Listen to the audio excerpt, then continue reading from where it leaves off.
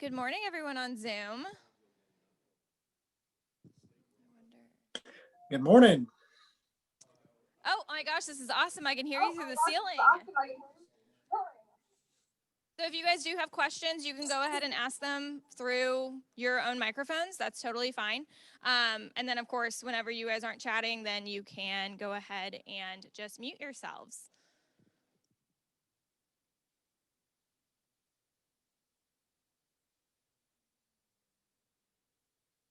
We're going to go ahead and get started here in just a minute. I think Paulina is on her way in, so she should be here momentarily.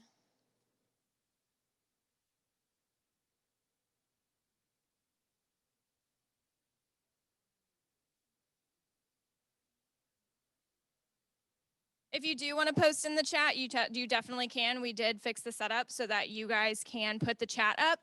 We have it on a separate screen that's easier for the instructor to see.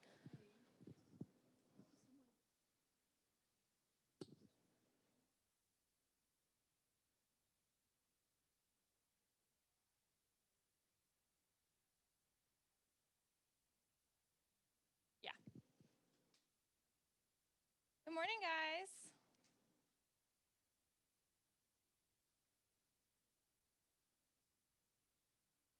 We have a little bit less attendance today. Is it because it's Friday? Come on. It is Friday. I know. Good morning, Justin. On there. Mm-hmm. Can I use your pen again?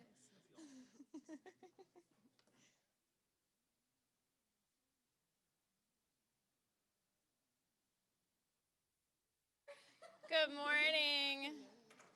So Nicole's actually going to teach the class. There has been some changes. No, you do not want me teaching this class. Paulina is the one to teach this class. You cray cray, girl. I've got water for you up here too. Awesome, thank you. Yeah. Okay, so that's the microphone. The microphone. Perfect. Okay. I'm going to talk about the Testing. I can sign her up. I'll sign her up. Yeah.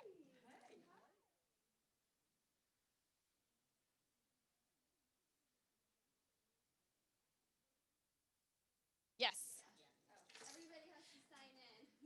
Everyone who is on Zoom, I grabbed your names, so you are good to go. Okay, so I'm just going to talk about the training tracker here for just a quick couple minutes before Paulina go ahead and takes it off. So you do find this through daily104.com. It will take you to mykw.kw.com. It's a link basically to it. You'll sign in with your regular username and password you use for command and everything else like KW Connect that you sign into.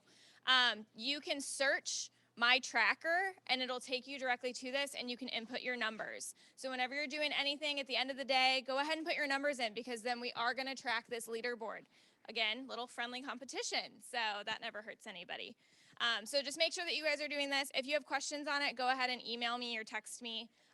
This is Nicole, by the way, if you didn't know, but you can go ahead and just ask me anything in regards to that. And I'll go ahead and kick it off to Paulina. Yeah, thank you. Go ahead and introduce yourself. Okay, where's the camera? Where am I looking at? There's a camera up here and there's a camera here too. Okay, so the people on Zoom can hear me and everything? Okay, awesome. Hi, guys. My name is Paulina. I've met most of you already. If I haven't met you, very nice to meet you. I'm so excited for all of you guys to be here. So today we're actually going to do a special edition. We're going to be here until 5 p.m. Who's excited? Yes, I've got one. No, I'm just kidding. I could not do it. Okay, so let's see. Just a little bit about myself. I've been an agent since April of 2019, so almost 2 years now. I've been with Keller Williams the whole time, and I absolutely love Keller Williams, and I hope all of you guys do too. The training here is amazing, and the people here are amazing, so I am so excited to have, I'm seeing a lot of new faces, so I'm so excited for all these new agents here. You guys are at the right place for sure.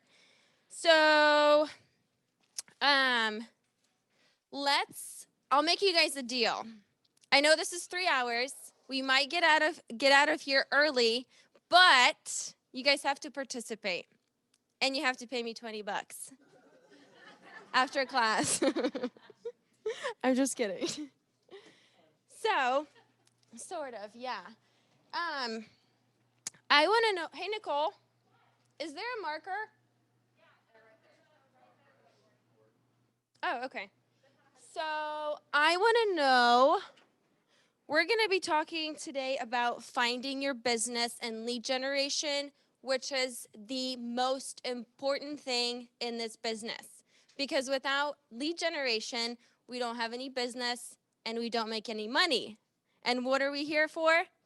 To make money. So lead generation is pretty important. So before I get started, I want to know what you guys are hoping to get out of this class. So either shout it out or raise your hand, but I want to make sure that I cover everything that you guys are wanting to get out of this class.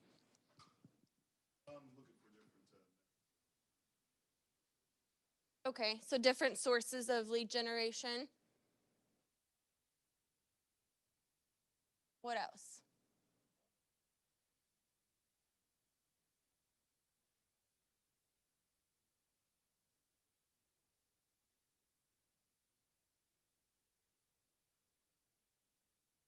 Okay, so like what to say, what to ask. Okay. Mhm. Okay, we'll talk about that. That's definitely a great. So Facebook. Okay.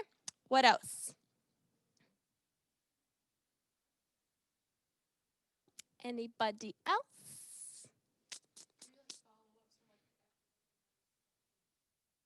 Yeah. Yeah, we'll talk about that. That's a really good one. Open houses are awesome. So follow up for open houses.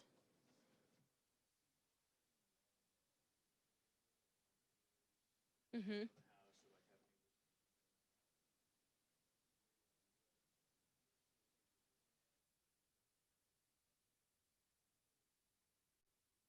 Mhm. Mhm. Through the videos. Okay. Yeah, we can talk about that. That's a good one too. Oh my gosh, that's a good question. I don't know. A lot. 24 hours a day. No, I'm just kidding. When I first started, I actually, which we'll talk about that in detail more, I would time block Monday through Friday, 9 till 11 or 9 till 12 every day. And I would lead generate no matter what. It would be in my calendar and I would do it Monday through Friday. So we'll talk about that a little later, but that's super important to have that time blocked and make it a part of your day and a part of your job. What did you do? Uh-huh. Yeah. Mhm. Started dialing. Yeah, been there. Yeah, I mean, you have to be purposeful with it. And we'll talk about that too, the 4 C's. An important aspect of that is closing the deal and getting an appointment. Blake has heard me about on the phone. Sometimes you gotta be snippy with people to get it closed, but we'll talk about that. Cause they were rude to me. I'm like, I'm gonna get right back to them. Okay. All right. Anything else? Oh. Oh, there's people on there. Hi. Real world scripts for sale by owners, expired listings. Okay. So scripts for expired and for sale by owners. Okay, got it. And that was from Eric. Hi, Eric. Okay, so who is brand new in here? Like, who has had their license for? Who does everybody in here have their license? You don't have yours yet. So you're in School? Nice. Okay, awesome. Well, welcome to Keller Williams. So, who's had their license for less than a month? Okay, a couple people. Awesome. Hi, Christy. What about less than 6 months? Okay, less than a year? Okay, so a lot of new people around here. And like I said, I haven't met all of you guys before, so I'm super excited to see new faces. Who's done a deal in here already? Okay, so a lot of you. Nice. That's awesome. Okay. All right, well, let's go ahead and jump in. I know that you guys had some homework to do. Let's see.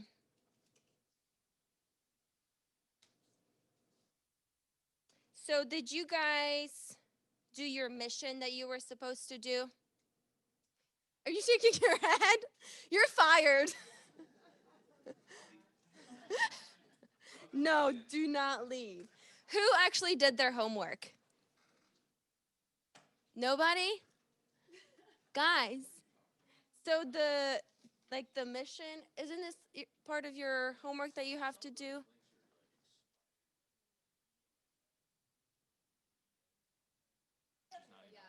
Okay.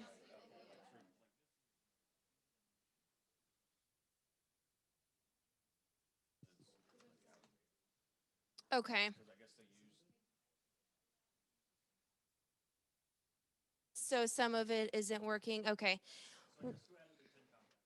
There you go. Also, can I have you keep track of time? 10:45, we'll take a break.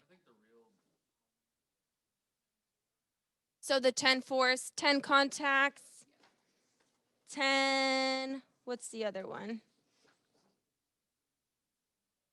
So 10 contacts added, 10 connections, and 10 notes.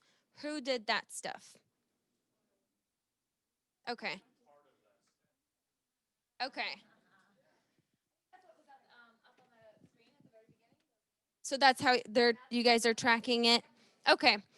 Okay, so we can go ahead and move past that. I will say, I know it sounds silly, but guys, you have to do that stuff. Like that's the foundation of your business. That's literally what we're going to be talking about today is the lead generation is making contacts with people. So I know it sounds silly and I know it sounds like a lot, but this is a great way to set that foundation and start making those contacts. So do not take it lightly. Definitely do it and get that homework done. Okay. Now, have you guys been doing phone calls in here? Okay. Well, we're gonna do that today. We're gonna do that today. We're not gonna do 10, but we're gonna do a little bit. So, I know phone calls can be hard, but we're gonna get past that. So, I want to practice a phone call with somebody. Who wants to practice a script or a phone call with me? All right. You, yeah. And remind me your name again. James. And you just moved here from Nashville. Correct. Okay. Okay, so do you want me to call you or are you calling me?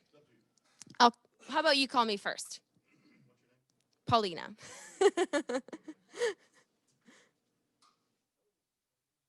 Yes, it is. I'm doing good. Oh my gosh, I know it is.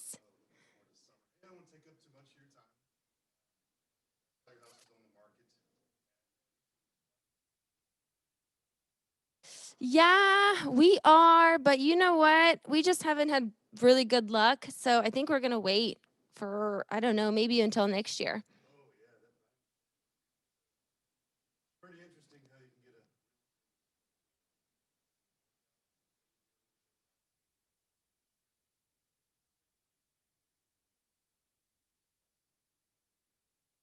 Yeah. We were just going to downsize. Our kids are moved out of the house, so we don't need that much space.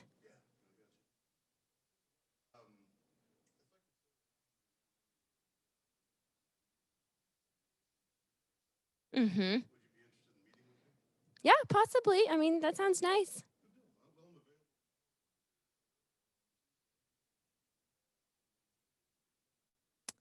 I love it. Oh, they can't. Okay. Um. Okay. Gotcha. That was really good. That was awesome.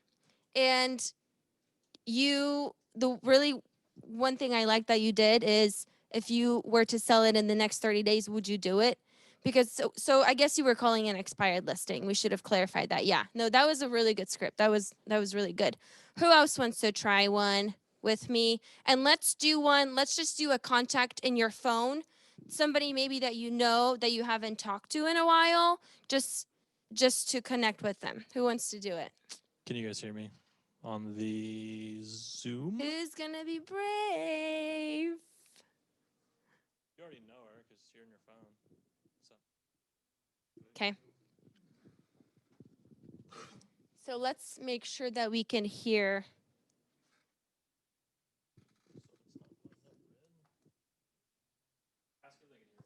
Test. Can you guys hear Patrick? Me? Patrick, say something. Say something. Okay, they can hear. Oh, Perfect. Okay. Okay, so I'm me, and you're a So let's contact? just say I'm somebody you graduated high school with and you have their phone number, but you haven't really talked to them in like a couple of years.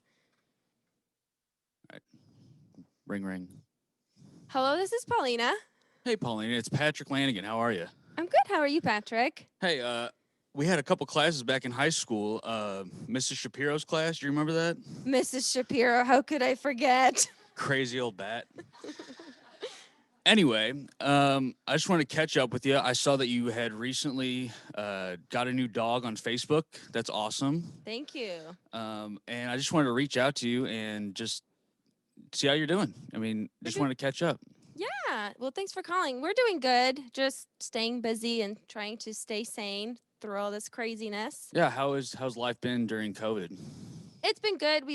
Both me and my husband kept our jobs, so we're doing okay. Oh, that's really good to hear. Yeah. Actually, I have recently gotten into real estate, and I'm just kind of going through my contacts right now, reaching out to people that I've known in the past, Yeah. like you, Okay. and just wanted to see if there was anything I could do for you as far as your real estate needs, as far as questions or anything like that. Sure. Well, I'm excited for you for starting a new career. Thank you. We actually just bought our house a couple months ago. Oh, congratulations. So we don't really need a real estate agent right now.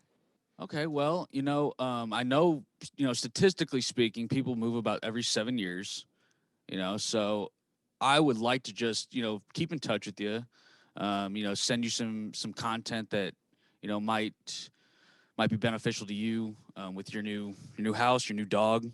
I know I've just got a new dog, so, we can kind of connect over that. But Yeah. if I could just get your email address, I'd shoot you an email and just stay in touch. And if you, down the line, if it makes sense to look for a new house, I would love to be that person that could help you out. Sure. Yeah. Here's my email, blah, blah, blah. Thanks for connecting with me. Thank you. See ya. All right. So that was really good, too. One thing you could have added to that is, so I know that you just bought a house, but do you know anybody that's looking to buy, sell, or invest in real estate? Because I have really high goals for myself this year, and I would love to help them out. So can you do me a favor? If you do hear of somebody looking to buy, sell, or invest in real estate, will you keep me in mind?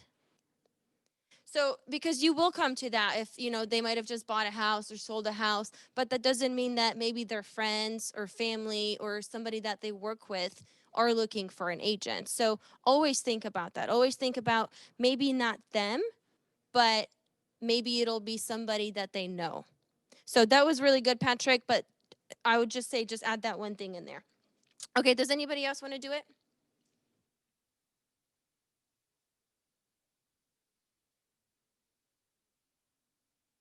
I mean, an appointment, exactly. So, okay. We've got. And it's okay. Like, you're not gonna get who does not Honestly. get any phone calls? Yeah. Okay, so when we're done, phones should go nuts because everyone's saying yeah. Right. Are you calling me or am I calling you? I'll call you. Okay. Who are you calling? You? Who? We I? graduated college together. Okay, so it's somebody that you're Somebody just that you know from reconnecting your with. sphere. You just haven't talked to in a while. Okay. Ring ring. This is Paulina. Hey, Paulina, it's Blake Cook. How are you? I'm good, Blake. How are you doing? I'm doing good. I've been following you on Facebook, and it looks like you're killing it. What are you doing? Like, so are you selling real estate, I assume? No, I sell makeup.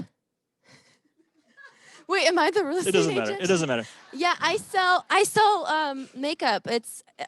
We just had a baby, so I just do it from home. But thank you. That's really cool. Would you Yeah. would you be available to just catch up and grab coffee sometime next week? I'll have to check my schedule, but possibly. Cool. Can I just follow up with you in a day or two? We'll get something Yeah. on the calendar. Yeah, absolutely. Sweet. I would love that. Have a good day. Thank you, Blake. Thanks for reaching out. Well, that was easy. It's not scary, and it doesn't have to be crazy hard. You know these people. Yeah. You know them. Yeah. And what I like about that is just keep it simple. And what I always like to say, put yourself in that other person's position. Think about if somebody you know, somebody you graduated high school, college with, or maybe somebody you worked with in the past, somebody you used to work out with, whatever the reason may be. If they reached out to you and they said, hey, I just started a new career. I have really high goals for myself. Can you do me a favor? Can you just keep me in mind if you hear of somebody wanting to buy, sell, or invest in real estate? Will you keep me in mind? Oh, and by the way, how are you doing? Can we catch up? You want to grab coffee next week? What would you guys say if somebody called you and said that? You'd be like, heck yeah, I want to help you. That's awesome. Congratulations, right? So what I always do whenever I make phone calls, I'm like, I'm gonna put myself in the other person's shoes and see how it would feel. What would I want that person to say to me that would get me to say, yes, I do want to help you. Yes, let's meet. If you kind of put it onto them, it's like a psychological thing. If you ask them for a favor and ask them to help you be more successful, they're gonna want to help you because they're gonna want to see you successful. So, okay, we're not gonna do a lot of phone calls, but we are gonna let's do like I don't know 10, 15 minutes worth of phone calls. I want you guys to call at least 3 people. Can you do that? Call or get in touch with. Get in touch with. And if you can't get in touch with them, that's fine. But yes. Okay, I have a question. So I was like in college, I was in a sorority, so like I have Yeah. people that like I know, but I don't Microphone. really have their phone number or talk to that much. Mhm. Is it frowned upon to like just Facebook message them? No. Like I have a lot of contacts on Facebook, but I just don't. I don't know. We don't have like. You don't have their phone number? So when I first started, I would have the same thing. I would have a lot of people on Facebook that I've met before, but I didn't have their contact information. So I used that as an opportunity to send them a message and say, "Hey, I just got my real estate license. I would love to connect with you. What's your phone number? Let's catch up sometime." Okay. Or like, what's your phone number and email? Or, "Hey, can I ask you for a favor? I have really high goals for myself and I promised myself that I'm going to reach out to 200 people in the first 6 months or however long of getting my license. Can I put you on the list? And if I call you sometime, can we just have a quick conversation about what I do and what my goals are for this year?" Perfect. Okay. Yeah. That was my question. So you can message them, ask them for their phone number, let them know that you got your license, and then maybe in a couple weeks reach out to them and yeah. He's making phone calls, guys. Okay, so I'm going to set a timer for about 15 minutes. I want you guys to make those phone calls, okay? And I'm going to do the same thing. Nice. Good job. Hey, that's okay. If you want to call your accountability partner and practice your script, that's perfect too. This is Paulina.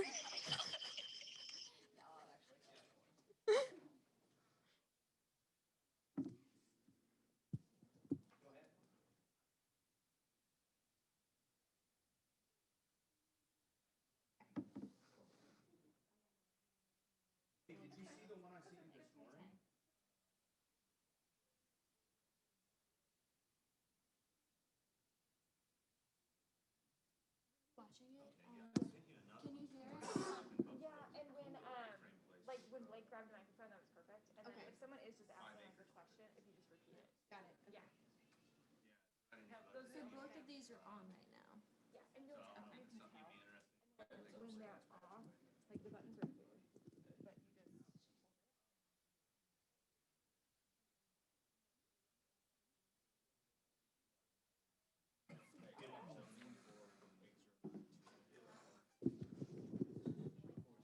Yeah, that was perfect with voice. Okay.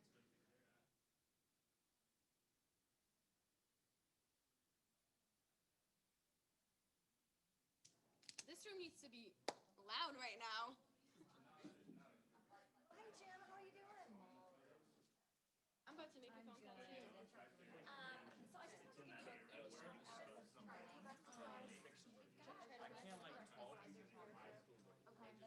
okay, that's what I noticed. Like 2 months ago. I think that was finances. And then it goes more, it turns more into like what you're talking about. Okay.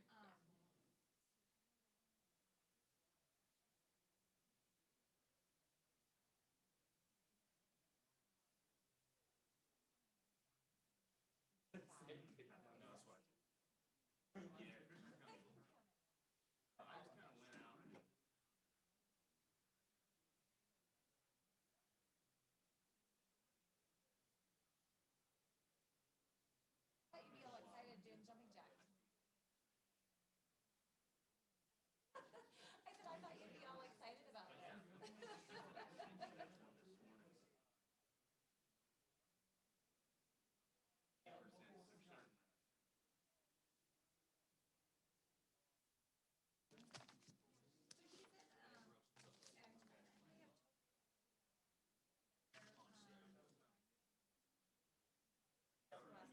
actually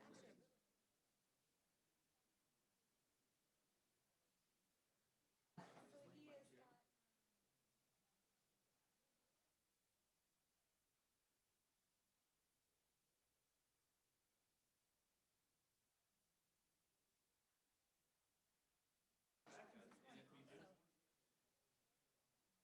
oh, okay, I'll take a note of that. We actually have 3 other shows this week as well.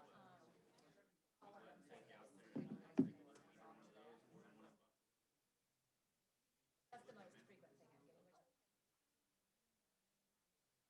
Yeah, it's north of. this guy is able to look past a lot of the small things. What did want to happen prior to taking possession? It's just straight up 65 miles. I will give you a call back. Hey Alexis, it's Paulina. How are you?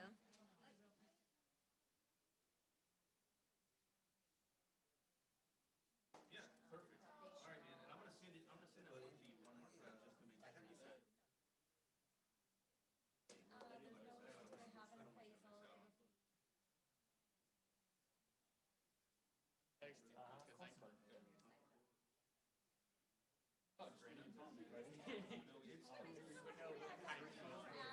From like 2 months ago. We just graduated. Okay, awesome. I'm texting my mom. Have a great day. People that I know. I'll just drag you up there. All right, That's awesome. I'm gonna send this one to you right now, so whenever you get a chance.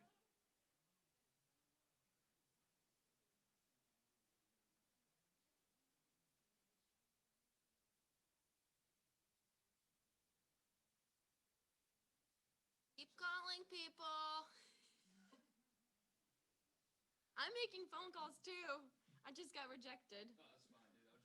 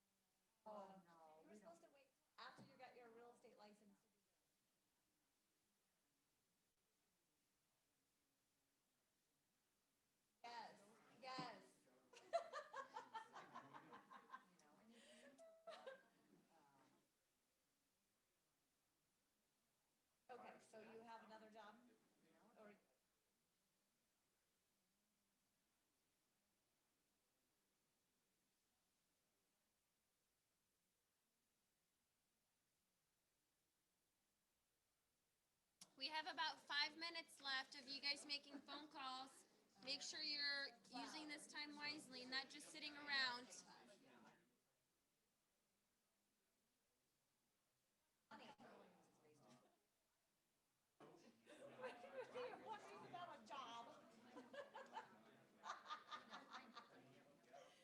Was it Darren that was being a jerk or Jared?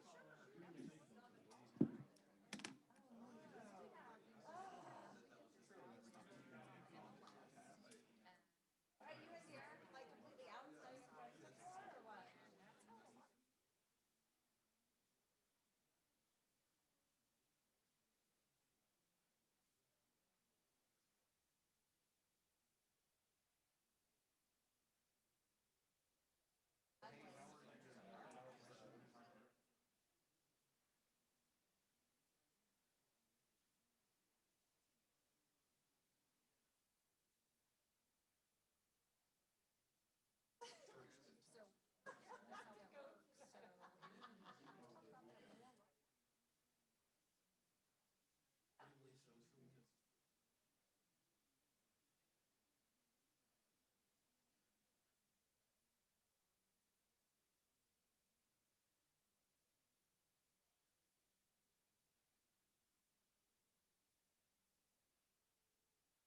You already know my slides.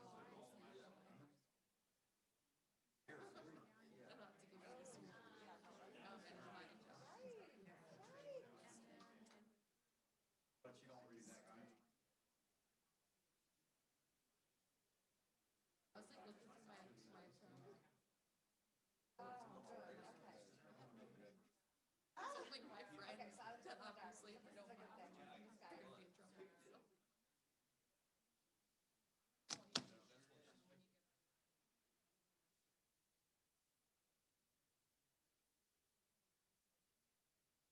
Have fun at work. I won't keep you.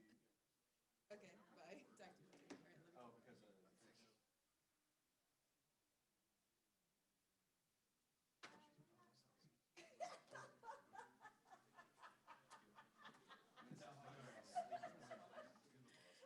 All right, love you. Oh,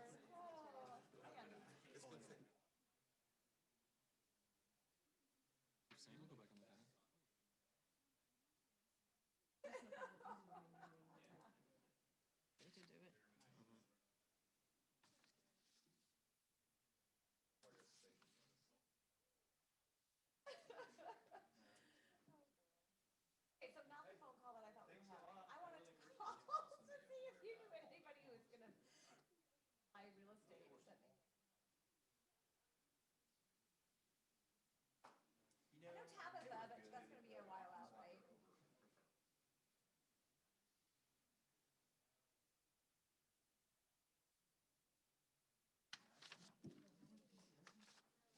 Oh, Chris's boss? You're gonna be helping me do. That's what you're doing. Hello? You know what I mean? They should be. Yes? I wanna meet this person. I'll post for it. I'm like, hey, like.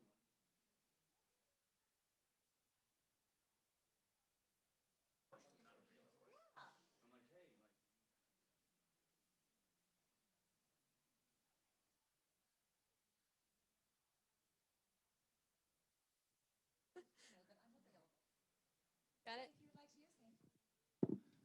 Well, Anybody else? planning on doing is to close the train off.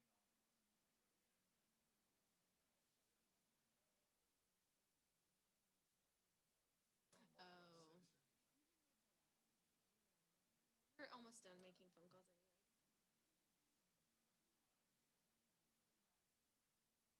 Renting here in Springfield, right? Yeah, we're kind of slow but steadily. Hey, that house, by the way, that was rented on Central? How they at? You saw your brother at and whatnot? Alex, do you guys actually write in your books? Like go through the... Yeah. Okay.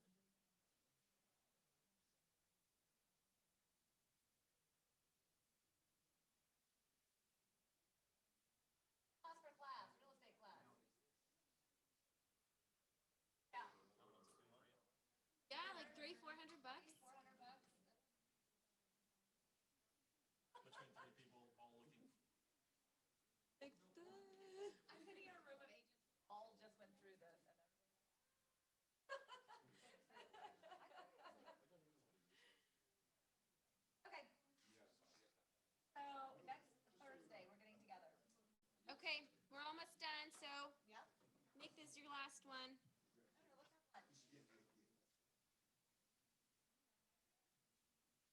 Mindy's setting up a lunch date. Mexican Villa.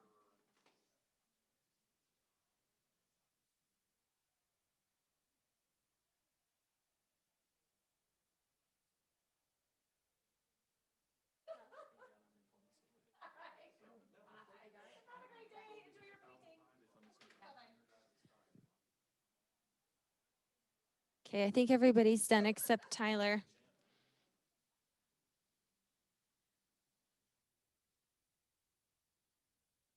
Something's wrong with the roof. I'll be the commentary.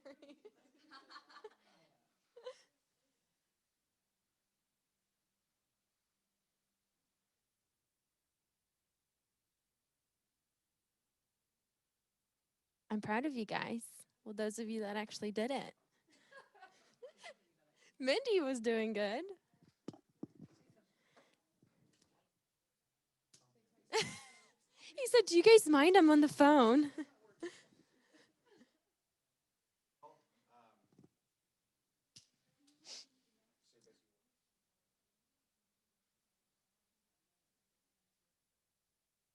Mm-hmm.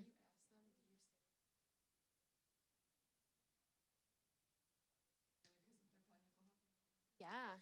Oh, yeah. Yeah, you can just say that. I mean, even if they don't live here, Keller Williams is. Yeah.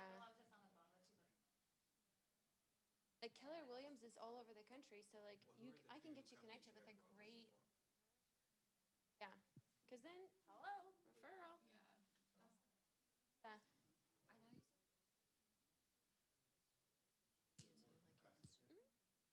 Yeah. And remind me if I don't touch up on these.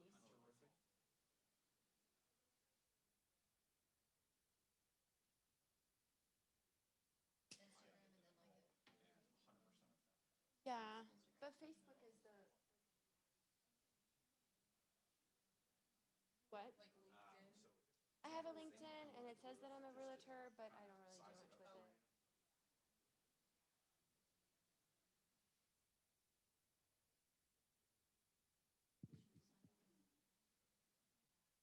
I don't have much experience with it. That? So LinkedIn is less of like a, oh, hey, there's a bunch of buyers Yeah. connecting you Like with other real estate. professionals. Yeah, I agree. Okay. We're just waiting for Tyler to wrap up his conversation.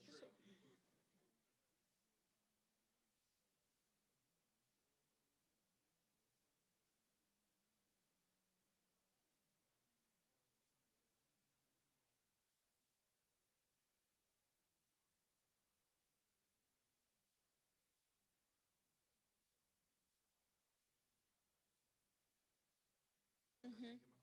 And the reason why is for compliance.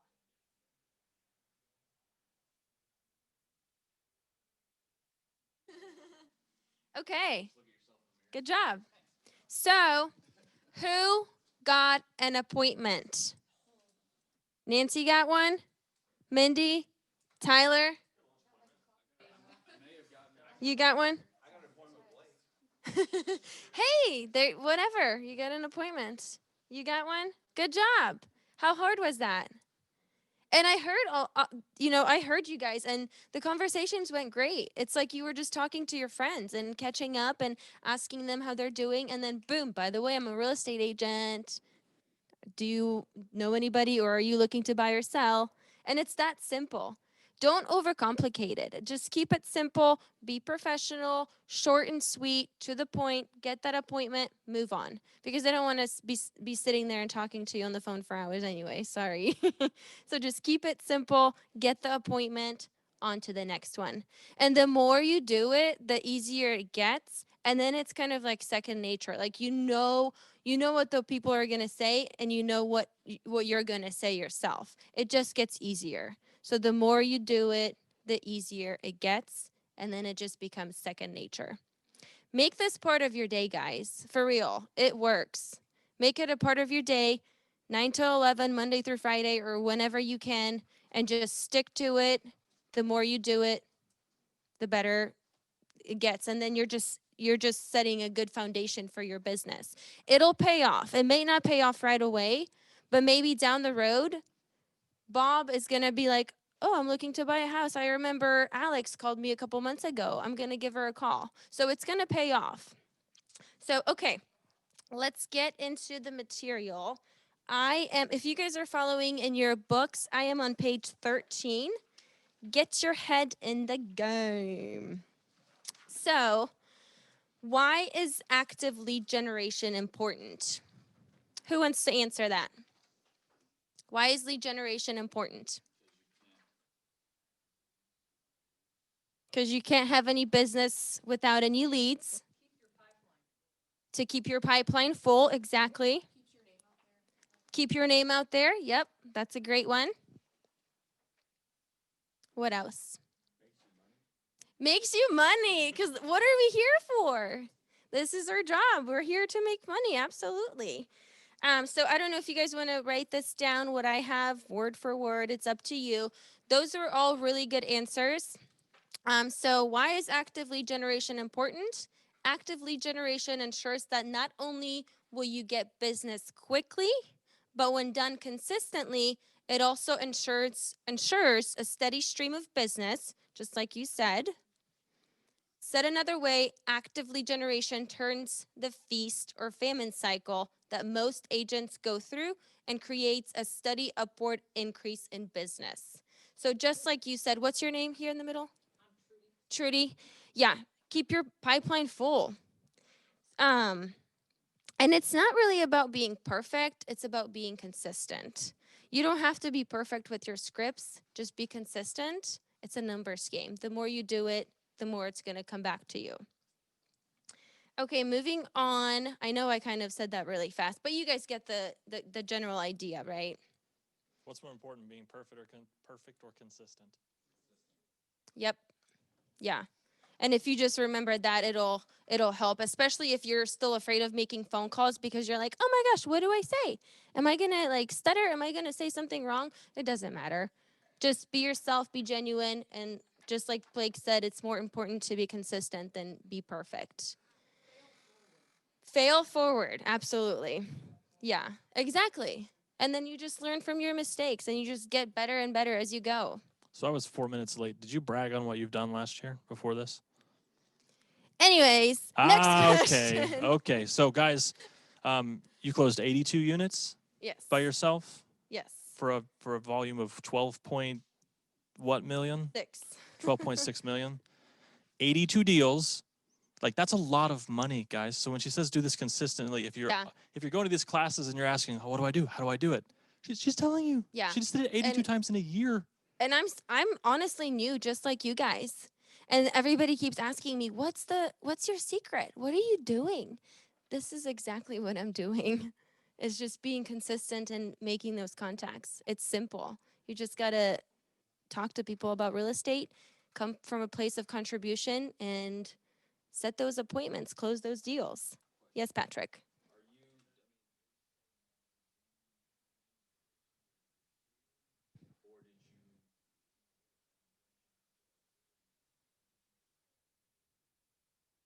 Mm-hmm.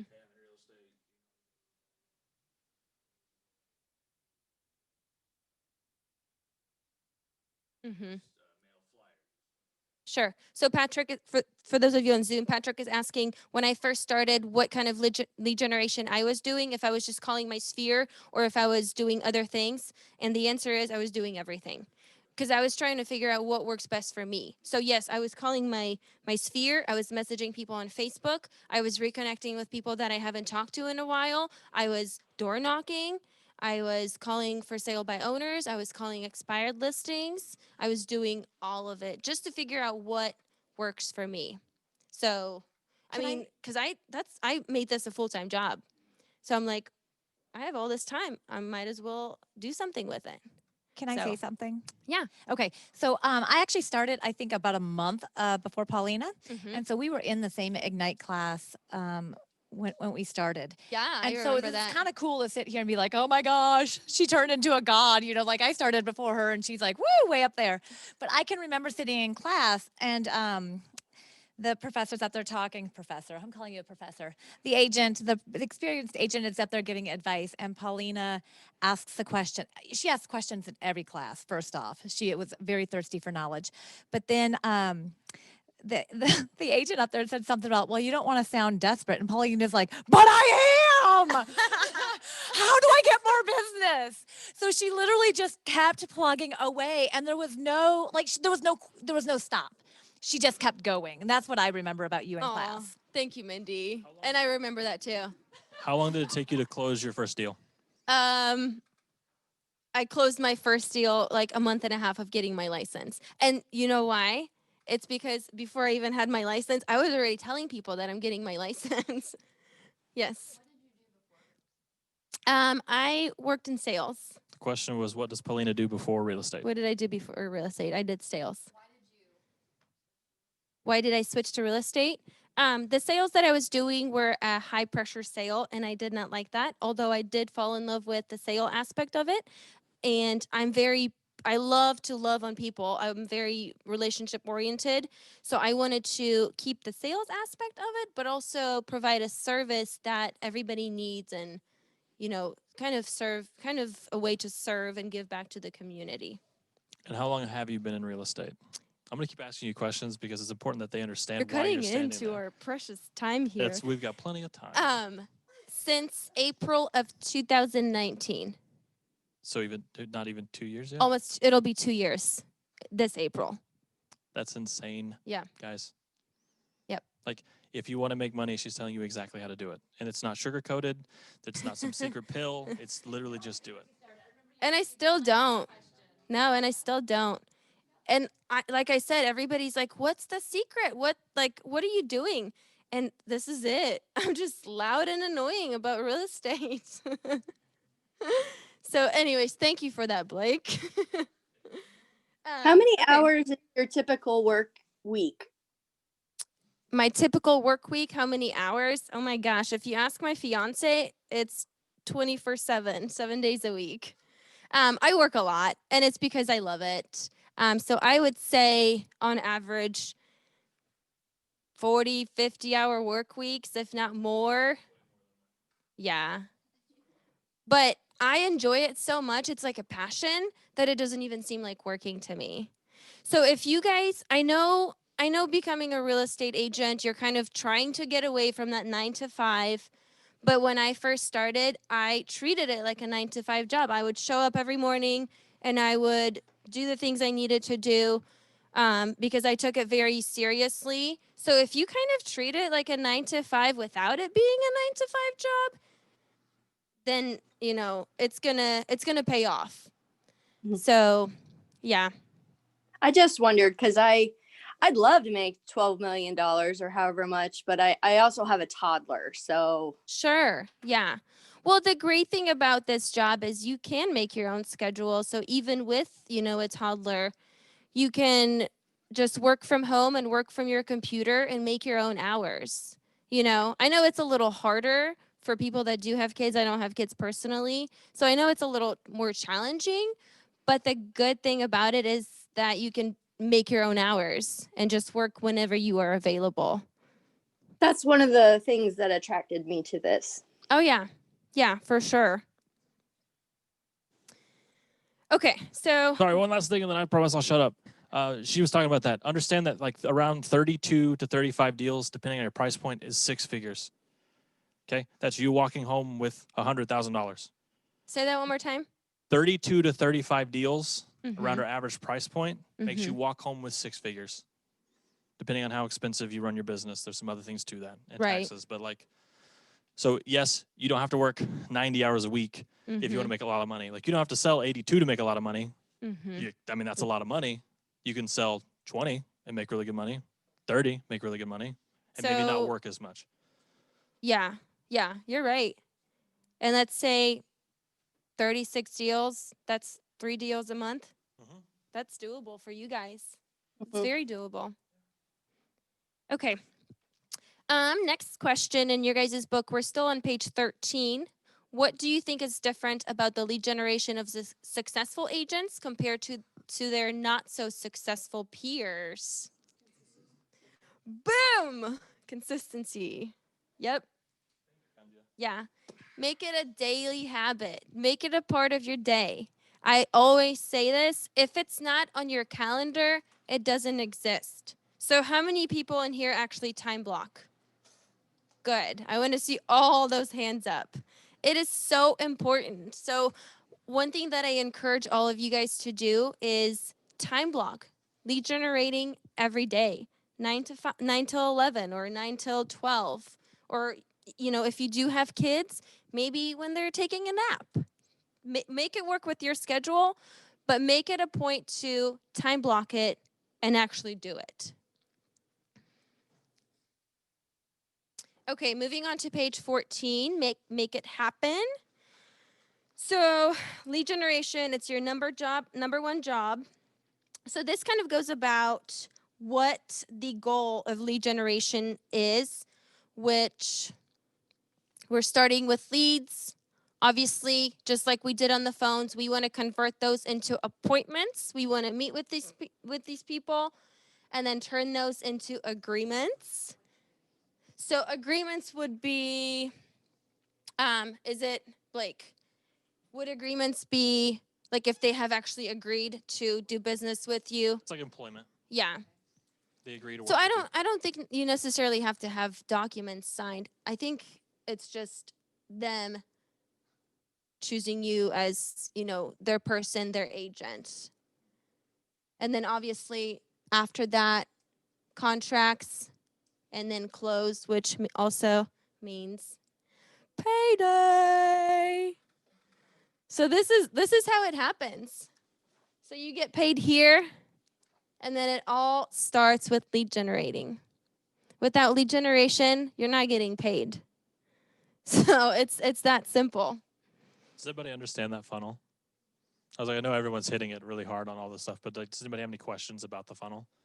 Because this is where it really makes sense, and she can really help answer any questions you have here.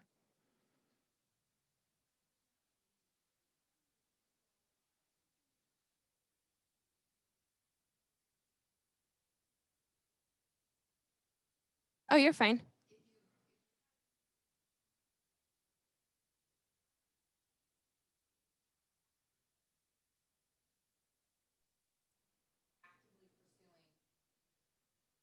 Sure.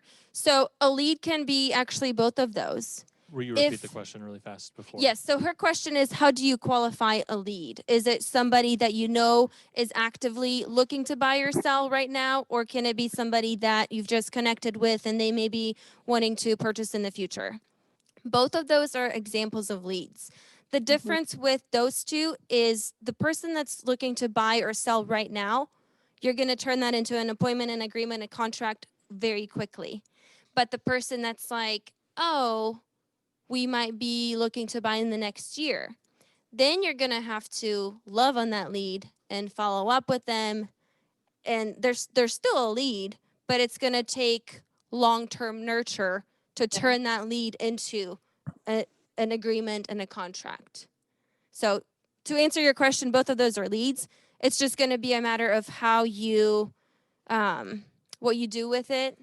And obviously that long-term lead, you just have to follow up with them. I mean, there's different ways to follow up with them. You can set them up on a search. You can set them up on a smart plan. You can call them, text them, So it's just a matter of how you're going to connect with them. Does that answer your question? Okay. And just because everybody's new, what she's talking about is like what Wes talked about the other day with like Amazon, how they touch you 40 times a day or whatever it is. Setting them up on some sort of campaign like that so that if it's going to be 30 days, cool, I need to stay in touch with them frequently. If it's going to be a year, frequently, but maybe not as frequent. Yeah. I have a question. This is Aaron Bate. Okay. So I have friends on Facebook from all over the country and the world, actually. A lot of them I met through a former website called Catster. We all had our cats on there, and then we all got That's awesome. know each other on Facebook. So my question is, I want to contact all of these people and, see if I can get a referral for them. But how do I find agents in their area? Do we have a database of agents where I could find people, or do I have to just develop relationships with agents? I don't know. Explain to me how that works. Yeah, that's a good question. So in Command, are you familiar with Command? Yeah, I've been in it quite a bit. Okay, there is a tab that's just meant for referral partners. And if you click on that tab, you can actually search Keller Williams agents by location. So you can type in a city, say you know somebody in Chicago, you can type in that city and it'll pull up all the Keller Williams agents in that area. And you can actually sort it out by volume, by how many deals they've done, stuff like that, to see who's the better agent that you want to go with. But yeah, in Command, you can search that and find other Keller Williams agents all over the world that you can then connect your clients with. Can you tell me again where that is in Command? I think when you're on the main page on the left side, if you hover over those tabs, one of them should say something like referrals. Okay. What is it? Oh, it's the little icon that's shaking hands. Oh, okay, yeah. Do you see it? Yes, I have seen And it. if you can't find it, then connect with me after the class, and I'll be happy to help you find it. Okay, thank you. You're welcome. Okay, we had another question here. With the what? Keller Williams white pages. Does that work with it? So you could make that work if you wanted to. That's gonna be way more complicated. I was like, Command makes it very, very simple. Yeah. Like you can actually even broadcast a referral out through Command. So you can say, hey, I want 30% referral fee, blast it out to that entire area, and then an agent can claim it. So yes, it'll work, but don't do it because you'll spend a lot of time filtering through all this stuff. Yeah. You had a question? In the middle here. Sorry, I don't know your name.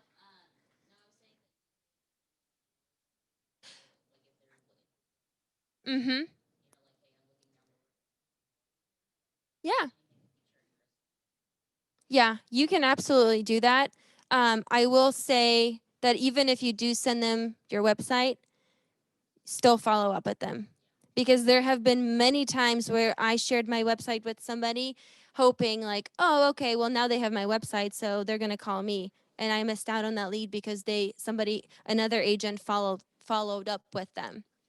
So it's all about you making that first call and that connection, because people are going to forget about you, because everybody has their real estate license. So it's your job to make sure that you're staying in front of them, and that when they actually are ready to go look at a house, that you're going to be the one that they call, because you've constantly followed up with them and reminded them that, hey, if you do see any houses that you want to see, give me a call. I'll be happy to show you. Yes. Just like example, open house wise, meet someone. Mm-hmm. Mm-hmm. So. 6 months time frame. Like how often do you send searches? Mm-hmm. So Alex's question is, if you meet somebody at an open house, they don't have an agent, and their time frame is 6 months, how often are you supposed to reach out to them?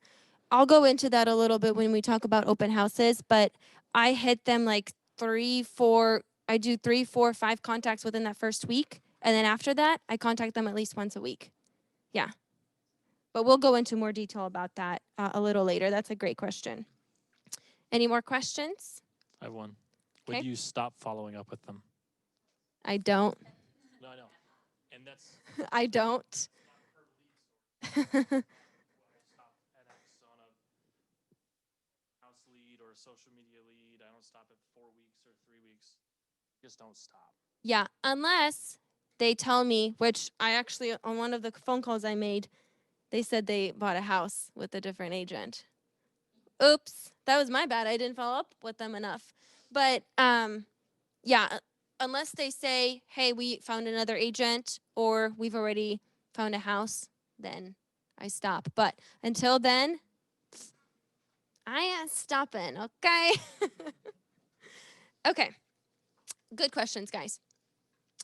Page 15, benefits of prospecting. So let's talk about some of the benefits of prospecting, which prospecting is an investment and commitment to your business. Prospecting is critical to your business for the following reasons. So who can give me some reasons why prospecting is important?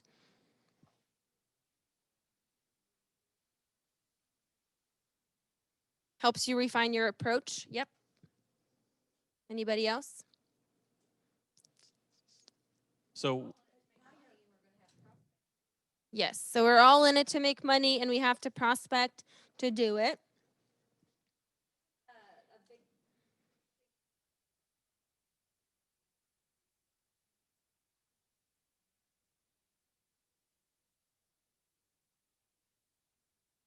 Mm-hmm.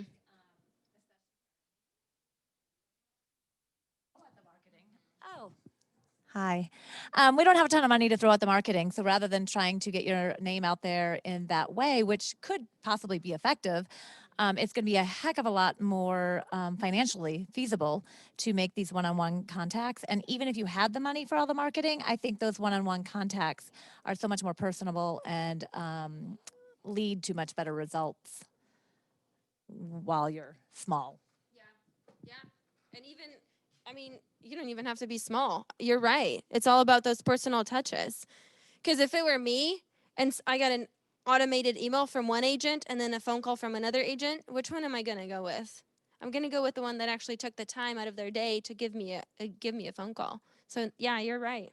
And I want to restate what she said for the people online in the very beginning. Prospecting, if you're in the coaching program, we've been beating this into your head.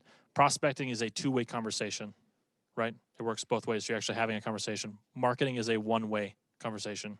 You're trying to talk to somebody. You're trying to do it, but you don't need a response. Prospecting, two ways. Marketing, one way.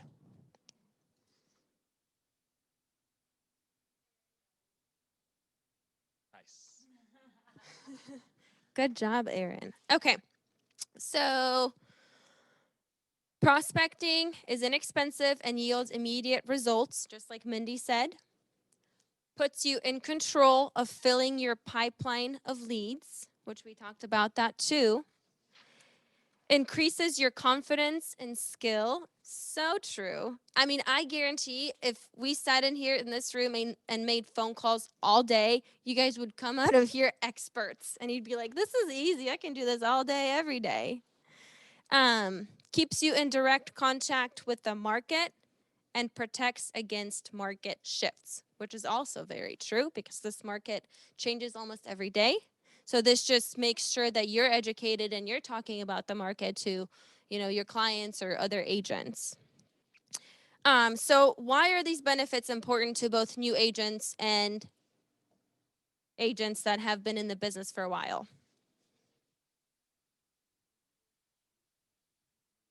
Builds relationships for sustainability, absolutely.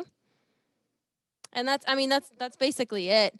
Just because you're a new agent versus an agent that has been doing this for 10 years doesn't mean anything. We're all doing the same job, whether you're a week into doing this or 10 years. We all have the same goals and we're all doing the same thing, and that's contacting people and following up with people and just making sure that everybody knows you're a real estate agent and you're there if they need anybody to help with their real estate needs.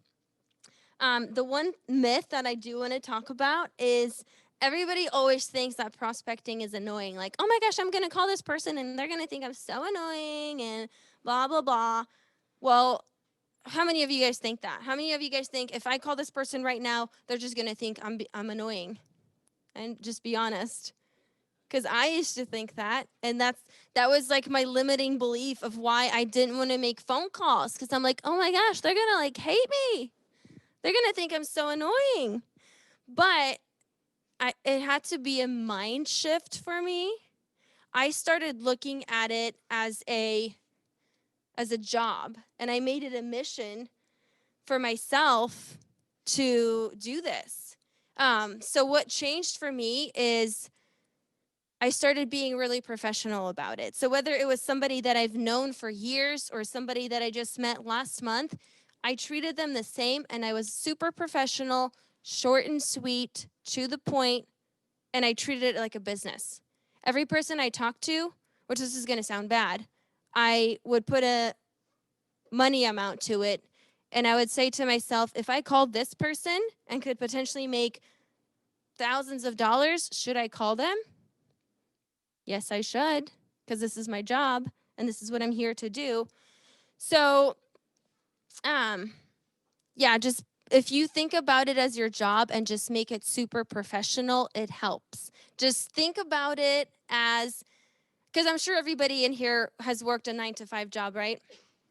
And there was things in that job that you guys had to do but didn't necessarily want to do, right? But you still had to do them.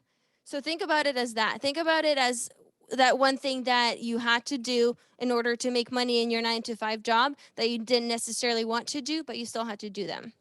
That's just what helped me. I don't know if that's going to help you guys. I hope it does. But that's how I started looking at lead generating and making phone calls. It was just something that I had to do in order to be successful. And I was just super professional, short and sweet. And this, I'll give you an example of a script that I would do. Hey, Bob, it's Paulina. So I'm sure you know that I just got my real estate license. I have really high goals for myself this year. I don't want to keep you too long, but can you do me a favor? You know how competitive I am, right? So I have really high goals for myself. Do you mind keeping me in mind if you know somebody looking to buy, sell, or invest in real estate? Or even if you are wanting to buy, sell, or invest, will you keep me in mind? I would really appreciate that. And something simple like that. And then they're gonna remember that, like, oh, okay, she's professional. She has high goals for herself. I'm gonna keep her in mind.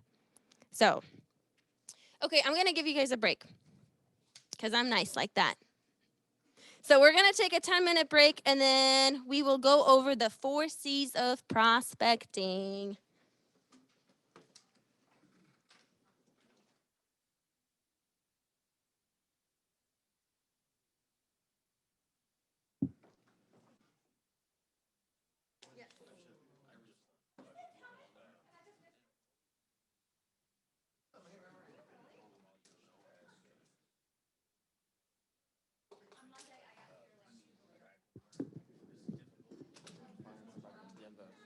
I need to find somebody in Denver.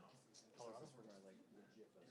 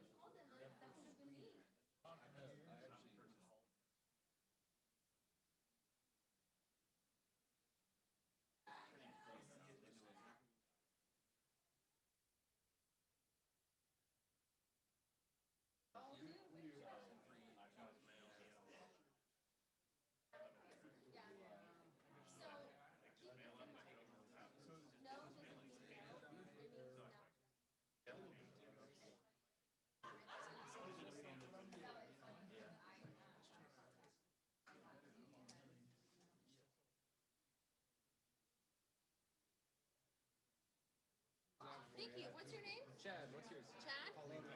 Chad? Yeah, Nice to meet you. Nice to meet you as So well. you were like brand new? Yes, I'm on this guy's team. Nice. Awesome. Good team to be on.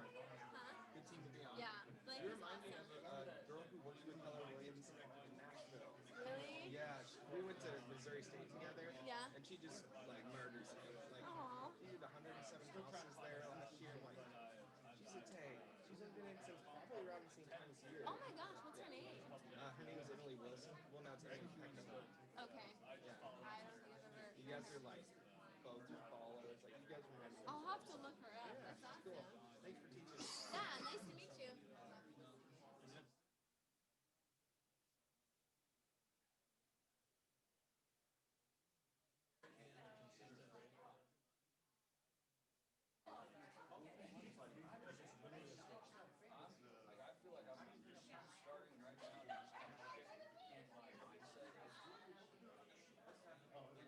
Like I've never had a problem. Like I've had jobs in the past.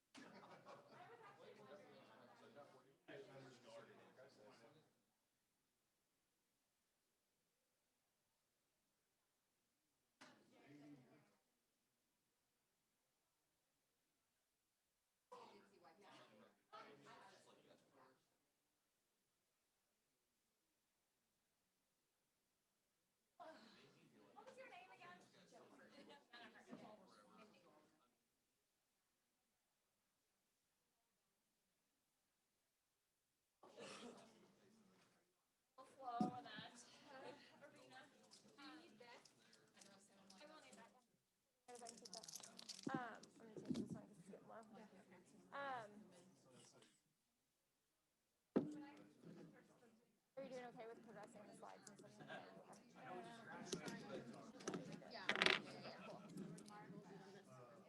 And then with each one.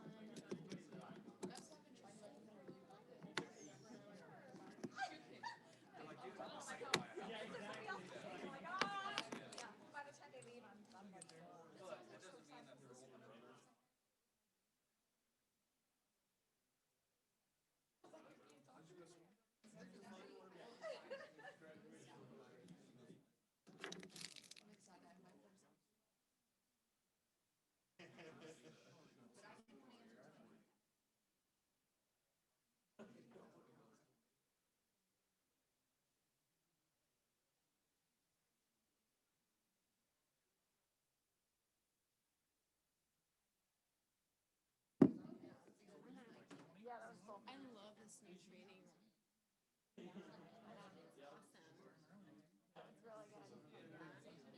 Are we gonna start doing in-person team meetings? Well, so I think we're kind of waiting until maybe March. I can't wait. Because we're trying to figure out. Because I think we ordered stuff for next year.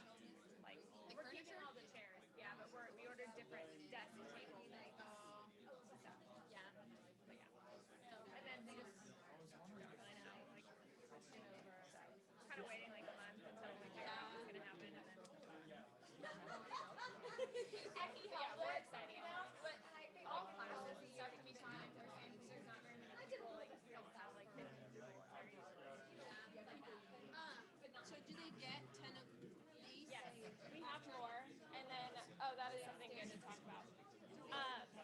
Yes, they will get them from the front desk now. Okay. And I'll tell them.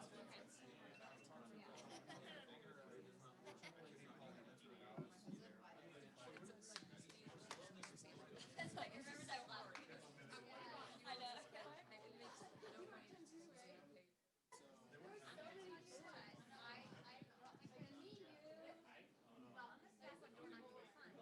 All right, we're going to go ahead and get started again.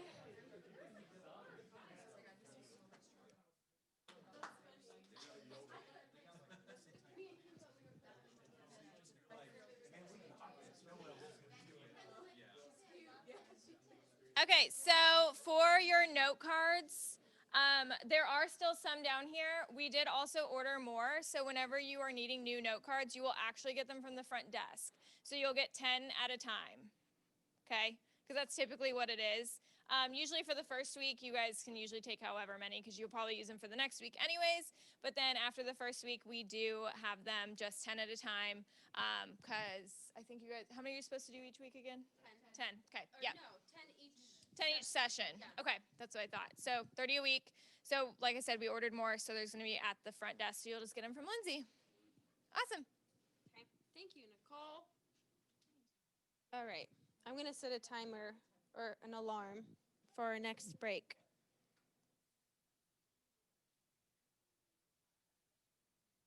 Okay. So let's talk about the 4 C's. I need to get through this material. I'm getting off topic a lot. I need to shut up and teach the class. Okay, page 16. We're going to talk about the 4 C's of prospecting. So capture, connect, close, and cultivate. So capture, you first capture leads by getting their contact information. Then you connect with them by establishing a relationship. Finally, you close them for an appointment and eventually to buying or selling real estate. And then cultivate them by maintaining and strengthening your relationship. So let's go into each one of these in detail. Let's talk about capture. So these are people that you are wanting to get their information, get their phone number, get their email, whatever. The goal of building a database is to capture as many heaven Mets as possible and turn them into Mets quickly. And then turn Mets into repeat and referral business. So remember, every time you speak with someone in your database, make sure you have all their information. And what this means, if you meet so like your example of, oh, I have all these people on Facebook, but maybe I don't have their phone number or their email. So this is still part of capturing the lead. You reaching out to them and saying, hey, what's your phone number or what's your email? I'd love to connect with you. You're capturing that lead and making sure that you have all of their information, which the most important ones are phone number and email. If you're lucky, you'll have their address, which is pretty important too. But if you start with the phone number and email, those are two of the most important pieces of information to have when you're trying to capture a lead. So one little trick that I do to capture, like if I don't have their address around Christmas time or maybe for their birthday, whatever, which you can creep on people when their birthday is on Facebook. Not all people have it on there, but some do. But anyways, if I have their phone number and email, I don't have their address, before Christmas, I'll give them a call and say, hey, I'm getting ready to send out Christmas cards, and I just noticed I don't have your address. What's your address? And then boom, I've got their email. And you can do the same. I mean, you can do the same thing with phone number and email. You can shoot them a message on Facebook, or next time you see them, you can say, hey, I'm updating my database. I just noticed I don't have your email address or your phone number. What's your phone number or email? Any questions about capturing leads? Or is that pretty clear? Pretty simple, right? Okay, so connecting to establish a relationship. So we're going to focus on asking questions like who, what, where, why, when, and how. And the best way to connect with people is to ask them questions. People love to talk about themselves. So if you don't, right? Am I right or am I right? If you don't know, if you like get nervous and you're like, oh my gosh, what am I going to say? How am I going to connect? What if we don't have anything in common? You'll be surprised at how good of a conversation you can have somebody just by simply asking them questions. Hey, Alex, how are you? Good, how are you? So how have you been doing? What are you doing? What's your, do you have a new job now? Yeah, I sell real estate. Awesome. So how long have you been doing that? I've been doing it for about a year. What have you been up to? You know, I've been selling real estate too. So where are you selling real estate? I am selling real estate in Springfield, Missouri. Awesome. Yeah. Oh, yeah, I guess. No, it was just yeah. But yeah, you'd be surprised at how good the conversation can go when you're the one asking the questions. So let's see. Some of the connecting questions, which I'm not going to read all of these. You guys can read these on your own. But successful real estate agents understand how important it is to connect with people. Yes. And refine this skill by doing it often and consistently. Your goal is to connect step. In the connect step is to approach an individual in a way that builds rapport and trust. One of the best way to do this is with questions. Look for opportunities to be service to them. When you use your scripts and uncover a real estate need, dig deeper for more information that will help you close. So any questions about the connecting part? Yes, all the way in the back. How much is too much? If you ask me, there is no too much. But I mean, it just depends. You'll just know if the conversation is like going naturally, then you'll just know. If they're like kind of like backing up and awkward, then maybe ease off a little bit and keep it light. But the more you do it, the easier it's going to be, and then you'll just know like what to say and then when to say the right things. Like when is it time to actually transition from asking them about them to, oh, by the way, let's talk about real estate. So it's hard to answer that because it's a case by case, I would say. But the more you do it, you'll just know. And if you've tried to do this in the past and it hasn't worked, it's because you didn't wait long enough to give them time to respond. I call it the power of the pause, if you will. Ask them a question and be quiet. People do not like silence. And if you've asked them a question, you've already put the ball in their court. They know it's their turn to talk. Yeah. And then if you're just quiet, they'll go, oh, I like basketball because it's fun and you run a lot. You're like, oh, you like running? They're like, no, I don't like running. Well, why don't you like running? And then eventually you're going to get through the the meaningless conversation, and then you'll get to something that actually matters. Right. And then they'll be interested, and now you're actually talking to them. Now you're actually connecting with them. Ooh, So if it hasn't yeah. worked, just do what? Alex said that people like their pets. People love their Yes. pets. Yeah. Pets or kids are always. Yeah. So you connect with people that are in the military. Yeah. I mean, I'm sure there's always at least one thing that you'll have in common with somebody that you can, and then it just becomes a natural conversation because it's a lot easier to talk to somebody if you have something in common. So let's test this out. Okay, I don't know you very well. Which one? And I forgot your name. I'm sorry. Katrina. Yes. I'll just have a conversation with Katrina to see how much we have in common. Hello. I'm going to pretend like I bumped into you at the store. Okay. Oh my gosh, I'm so sorry. Are you okay? Yeah, I'm fine. How are you doing? I'm good. So, do you shop here often? At least 5 times a week, yeah. 5 times a week. I forget something, yeah. Yeah. I try to just come once a week, but this is usually where I come because I live in the area. Do you live here around here? Yeah, pretty close. Yeah. Have you guys lived here for a while? About 3 years. 3 years. Do you know any other stores that have natural foods like this? No, No, this is the only one. I don't keep track of natural foods. Yeah, I gotcha. Yeah, I gotcha. I've been trying to, because I've been trying to eat healthier and like going to the gym and stuff and having goals for 2021. Do you know any good gyms around here?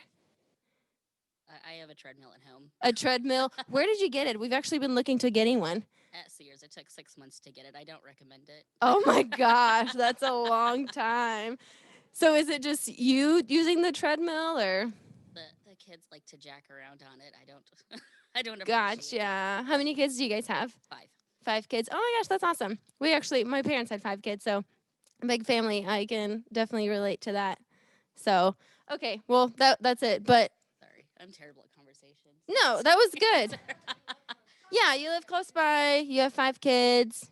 You bought a treadmill that took 6 months to get there. But is it not working? Okay.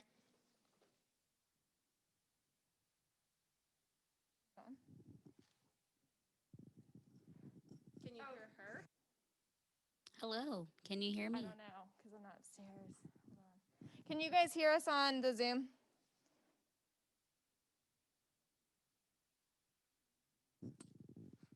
Okay, go ahead and you talk. Can you hear me over here? I think that one's muted. Hold on, let me see. Okay. I don't know, for some odd reason I literally couldn't hear you guys. Sorry. Okay, so we're good now? Yep. So anyways, I mean, it's just simple as that. Keeping the conversation going and just finding things in common.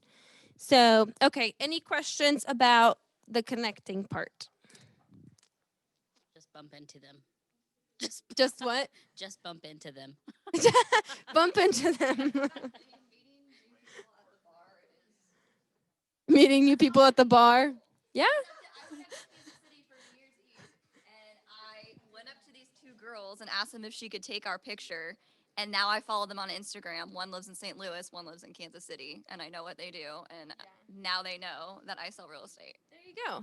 I mean, there's different ways of connecting with people and meeting new people, whatever age group you're in. You know, if that's.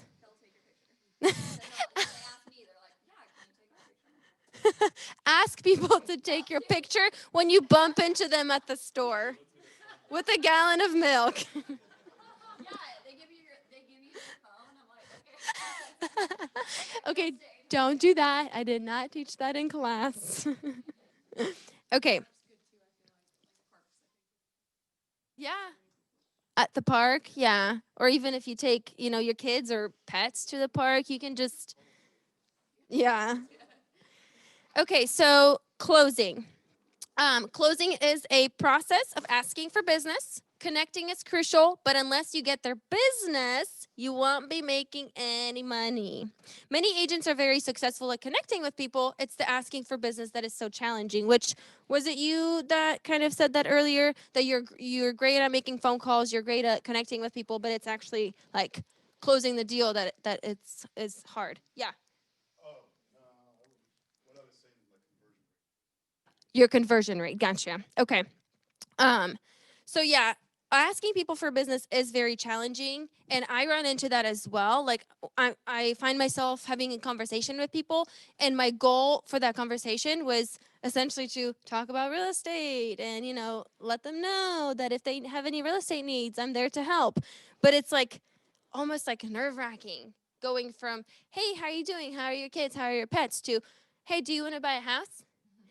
So that is nerve-wracking, but like I said, going back to just being professional and always remembering that this is your job. So if you make it a point that every time you have a conversation with somebody to talk about real estate and just keeping in mind that I'm talking to them because I want to network with them and connect with them. Just keep that in mind. Have a goal in mind, not just talk to talk. Always have a goal in mind and always kind of circle it back to real estate. You looked like you were going to add something. So you can't connect and close at the same time. That's Right. why they're two separate things. So if Yeah. you go into a conversation and the thing that you're thinking about is, okay, I'm going to stay here because I've got to close them. I've got to stay here because I've got to close them. Yeah, dogs are great. Now I got to close them. Okay, yeah, that's so cool. I still got to think about the close. You're not actually connecting. So the close is going to be impossible because you haven't connected with them. But if you actually take the time and break this down into the processes that they're talking about, you will connect with them because you're listening, you're actually engaged, and you're actually listening to what they say. And then the close can literally be a script. Oh, like you guys bumping each other at the store. That was a very pleasant interaction. And the close could literally be, yeah, I sell real estate, by the way. So if you know anybody, and then just Yeah. hand a card out. That can Blake be a is close. awesome at just making it look, or making it so natural and easy, because it is easy. Just keep it simple. So I want you guys to go through these 10 different closes, because everybody in here, I'm sure, has different personalities and different styles. So I want you guys to read through these and then circle your 2 favorite ones.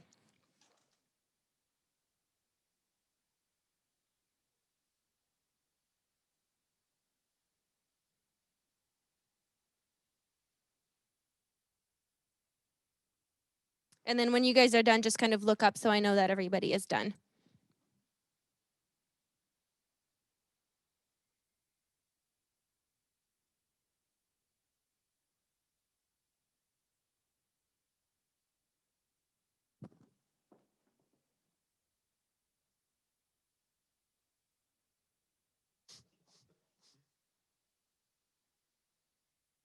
Hard close guy.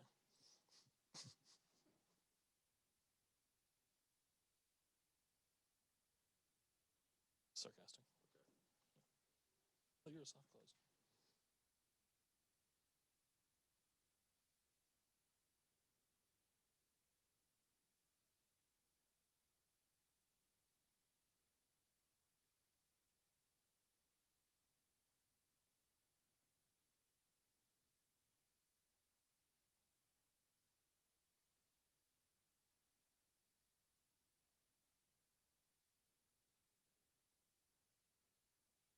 Oh yeah.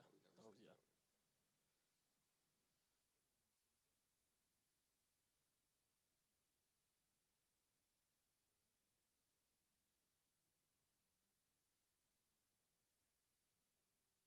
Okay, is everybody done? Okay, I forgot your name because I'm awful. Sweater, yeah. What's your favorite 2? Read them out loud. Or can you have a mic?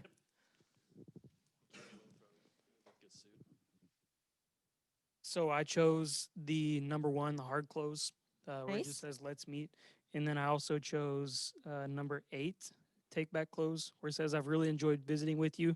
To be honest, I'm not sure if I can help you or not, but I would be honored if we could meet to find out." Nice. I like it. Kelly, what about you? What are your 2 favorite? I also chose the hard close, let's meet, and then number 6, the assumptive close. It sounds like we should meet. I'm available most times this week, so what works best for you? I like it. I figured you would pick the hard close. Tyler, what about you? What 2 did you pick? Hang on, Tyler. I'm sorry. I like number 4 because whenever you meet with them, yeah, you want their business, but you want to focus on coming from value to them. You want to be a resource to them. Yep. And if they decide to use you, awesome. If they don't, well, at least you tried. I love that. Yeah. Always come from a place of contribution. Yep. So number 4, and what was your other one? Number 6. Number 6. Okay. It sounds like we should meet. I'm available most. Okay. I did have a question about that though. Is Yes. it better to leave the ball in their court on exactly when they want to meet, Mhm. or is it better to give them options? I always say, and I always do this, give people options. Because if you leave it open ended, and it's funny that you say that because I made a note to myself to actually talk about this. If you leave it open ended, then it's like, their brain goes crazy. They're like, I don't know, I have this and that. But if you give them options, then it just narrows it down and it's easier for them to choose between 2 options. Track record with giving people, leaving it up to them is a lot worse. Yeah. Than giving them options. Yeah. So. Yeah. So Alex said number 10. If you think about giving them options, that's a good one because it says what works better for you, meeting today, sometime this afternoon, or tomorrow morning. So yeah. Yeah, giving them options works a lot better. Okay, one more right here. What are your favorite 2? 10 and 3, direct close. Oh, sorry. 10 and 3, the direct close or alternative close. Choice close. So the direct close, can we meet today or would tomorrow work better? Which that's kind of like giving them 2 options too, and it's very direct. And then what other one? Number 10. Which Number works better 10. for you? Today, this afternoon, or tomorrow morning? Yeah, both of these are kind of similar. Very. Because it's you're not really focusing on, hey, do you want to meet? It's more focusing on when. When are we meeting? Right. When are we meeting? Here's when I'm available. Yeah. That's what I say. I love these. Okay. I would just say another thing is make sure you don't ask a yes or no question. Always don't closed-ended question. Ask open-ended questions, and is that what you mean? Yeah. Yeah. Okay. What are yours, Paulina? Hmm? What are your 2? My 2? Oh gosh. Let's see. 1, let's meet. We're meeting whether you like it or not. And then, yeah, I like 3. Can we meet today or tomorrow work better? Just keep it simple. Don't give them a lot of options. When do you want to meet, today or tomorrow? What works better for you? Boom. I'm very direct. So that's just my style. But if I were you guys, I would put a little sticky note or something and mark this page. When you're having trouble closing, getting appointments, go back to this and just read over them and practice saying them out loud because they're super simple. So mark this page and just go back to it if you're ever having trouble with closing and getting appointments. And then one last thing on this page. Really the goal of any conversation or any phone call is to get it closed. And what that means is you're either wanting to get an appointment, you're wanting a referral, or you're just wanting to connect with them. So keep that in mind. Keep that in mind whenever you're talking to people, that you do have a goal and you're wanting to get an appointment, referral, or just connecting with them. And realize that you guys do this naturally with your friends. Hey, you want to grab a drink? When? Thursday? Friday? When works? Yeah.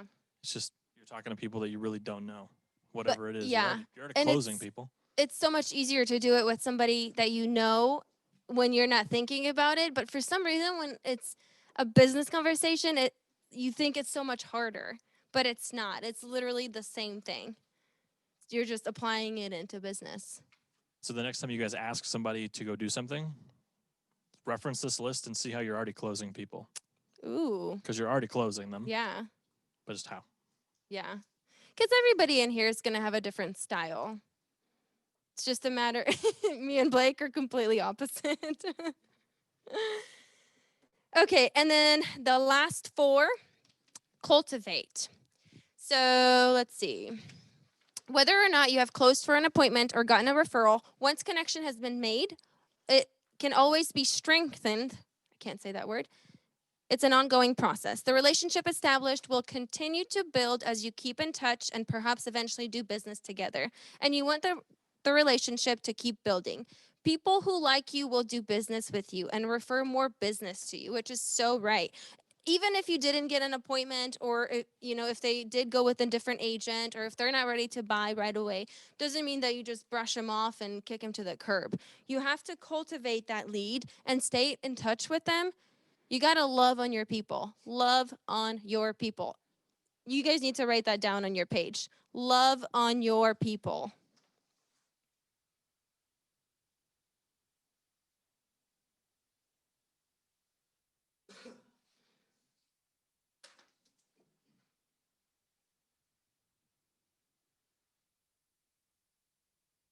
And there's different ways you can stay in touch with them. For example, Command. I'm sure all of you guys are familiar with Command. You can set them up on a smart plan. Who in here has done a smart plan in Command? Okay, so most of you. And if you don't know how to do that, Dan Turkel is our tech genius. If you shoot him a text or call him, he'll walk you through it. It's super easy. Let's see. What I do is, like, birthdays. I get on Facebook almost every day and then check whose birthday it is. And if I have their phone number, I'll either call them or I'll shoot them a text message and just say happy birthday. Or if I don't have their phone number, or I'll either message them or post on their wall and wish them happy birthday. Or if I see that they just got married or engaged or just had a baby, that's just, little things like that. You're staying in touch with people and loving on them. It's super simple. Just like you would congratulate a friend on getting a new job, or, oh my gosh, congratulations on buying a new car. You got to do the same thing with these leads, because if you don't, they're going to forget about you. Okay, moving along. Is it time for a break? No, not yet. Sphere of influence. So this is actually one of my favorite. We're on page 21. So who in here knows what your sphere of influence is? What is it? Friends and family. Yeah, the people that are the closest to you, the people that you know, the people that are rooting for you and want you to succeed. So this is literally like, if somebody asked me what the key to success is in real estate, this is it. Because these are people that want to see you succeed. These are people that when they hear of somebody, I'll get you in a second, Tyler. If they hear somebody talking about real estate, they're like, oh my gosh, Paulina, use her. Here's her phone number. Here's her business card. So you really got to take advantage of your sphere of influence. Tyler? I was just going to say, if you haven't done a deal yet, that's where your first one's going to come from. Yeah, if you haven't done a deal yet, this is where your first one's going to come from. That's actually where my first deal came from, is from a good friend of mine. And then I think my second or third one was from somebody that he referred to me. So let's see. How many people do you guys think that you know?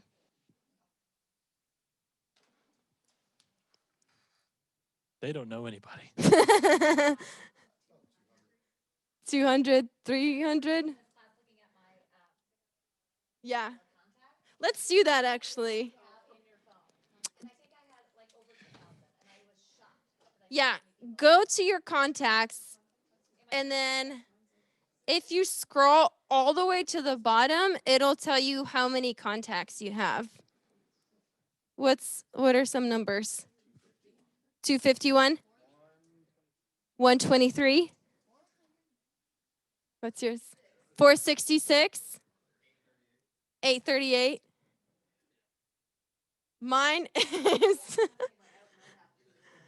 Mine's 1,380. But I think, because when we did Ignite, like a couple years ago when we first started, somebody that was teaching did the same thing, and I had like 200 contacts. So then I was like, okay, I'm getting people's phone numbers now. Like, this is it's on. But anyways, so let's see. Your sphere is going to be people like your spouse, partner, friends, relatives, your neighbors, your family. The one thing you have to keep in mind is, even if those people are not necessarily buying or selling real estate, those people know people. And then those people know people. So you have to really keep your sphere of influence close, because that's going to help you out a lot.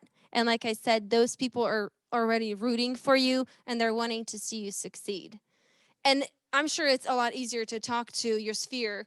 Like if you had to call your brother versus somebody you haven't talked to in months, it would be a lot easier to call your brother. So call them and ask them for business and make sure that they know, hey, by the way, if you hear of somebody wanting to buy or sell, keep me in mind. Here's my business cards. Hand out my business cards. I make my fiance hand out business cards at work. And all my friends. I always remind them, hey, you know how important this is to me and how competitive I am. Just keep me in mind, okay? Somebody had a question.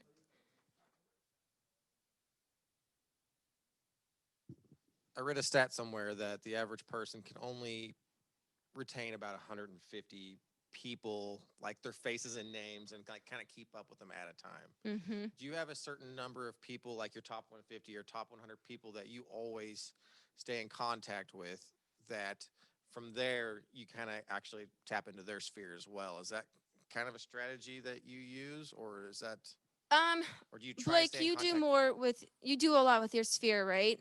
I think. Yes. So for me, it's 100. It's 100, and not, like there's certain people I'll take out to coffee every quarter, Mm-hmm. and they're the same people. And if you send me a referral, like I'm taking you to lunch, or I'm taking you, well, you sent me a referral, and I took you out to get barbecue when I first got my license. Like that's the kind of stuff that I do. Because the thing about this that is so freaking cool, and it's free, and you don't have to spend money on it, guys, is that when you connect with somebody and then you close them and you start cultivating them, at some point they become part of your sphere. If you're actually cultivating a relationship with them, they become part of your sphere. And if you met through real estate, right, they know you because that's what you do. So I think 150 is, because I've read the stat as well, but I don't even think you need that many, like realistically. I think if you followed up consistently with 50 to 100 people in your sphere and followed up with them, like Paulina level follow up with them, I think you have more business than you really realize you can get right off the bat. Did that answer that question? Okay. But yeah, I love what Tyler said. If you haven't done a deal yet, it's going to come from your sphere of influence. It's going to come from the people that are the closest to you. And keep bugging them. Let them know that you're an agent and you want their business and you want their friends' business. Okay, so if you guys turn the page, we're going to do a little exercise. So, and this is going to be timed, and we're going to see who is going to get the most names written down. So this is a competition. You guys are going to write down as many names as you can for each category. Even if you only know somebody's first or last name, write it down. So there's different categories like immediate family, hobby sports groups, personal services, like your nail person, hair person, your friends, teachers, home and auto repair, relatives, church club volunteer, other real estate agents, your neighbors, professional services like your doctors, dentists, mortgage title appraisers, inspectors, past co-workers, oh, that's a good one, banker, insurance, financial services, attorneys, and then other. So don't write yet. Don't be cheating now. I'm going to set a timer. Is 10 minutes too long? Should we just do fun? Not long enough? There you go. Okay, I'm going to set a timer for 10 minutes. 3, 2, 1, and go. Uh-oh, she needs a pen. I got you. Who is it? Who said that?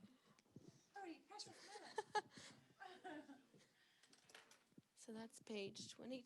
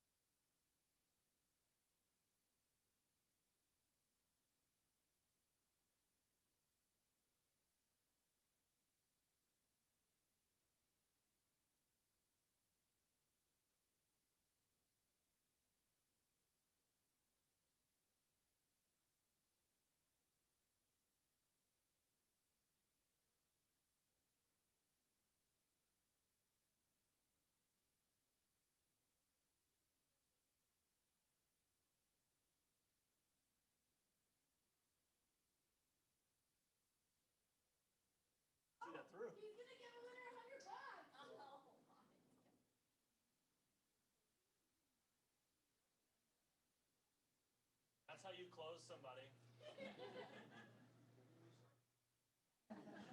Hello. Tim's giving the winner $100. You guys better start writing fast.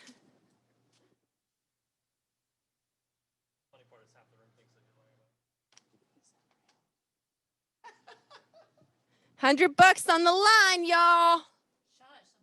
Sorry.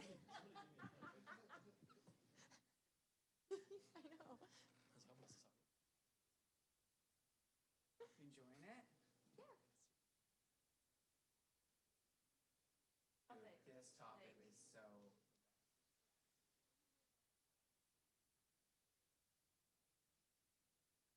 Hello in TV land. Eric Jackson, I see your smiling face on there. Mal, awesome. I bet you Nicole's not paying any attention. She's probably like work. Can you mail that? Hey, can you mail that? I like it, Danielle. I like it. Oh, yes, I love it. I don't know if she can trust you, Mindy. I don't know about that.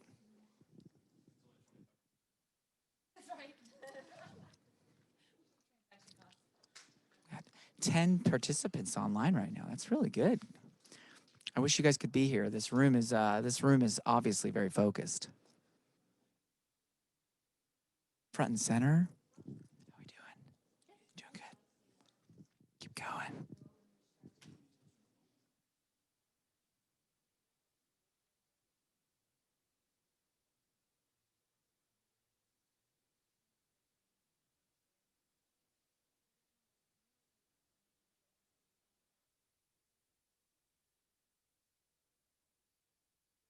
Leg day at CrossFit this morning. I can barely stand here right now. This is like I'm having to focus to stand. Oh, the timer has ended. I hear it. Oh wait, no. She says 2 more minutes. What was that all about then? Were you You were ringing and you just like totally gave them false hope? I guess. Okay. But lucky for them, they have 2 more minutes. 2 minutos más. So that's the. How are you guys gonna verify? Oh. Count and then we can verify.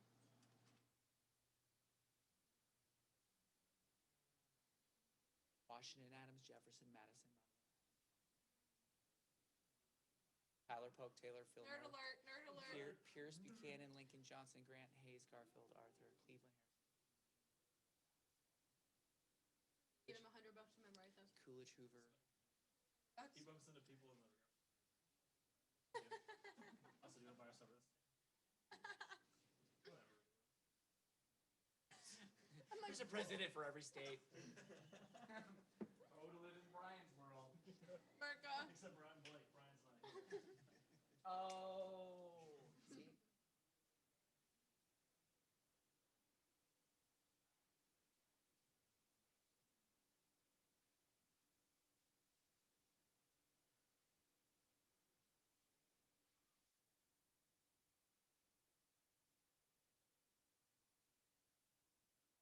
Seconds. $100.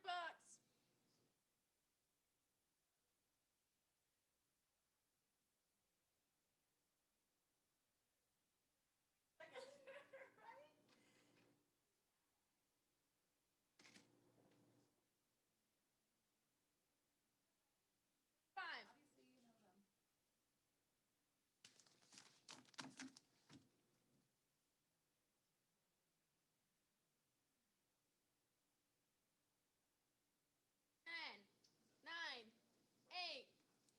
7, 6, 5, 4, 3, 2. Pens up. Okay. All right, count them and tell me your numbers.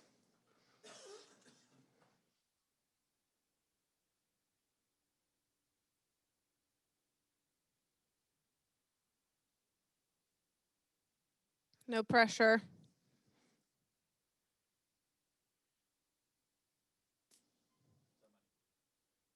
Oh, it's real. Are you going to count? What you got? 48? Setting the bar high. We've got 48. We got 61 from Eric Jackson. 63 from Mindy. Yeah, it's all of them, right? Yeah. All the names you wrote down. No, you do not times it by 2.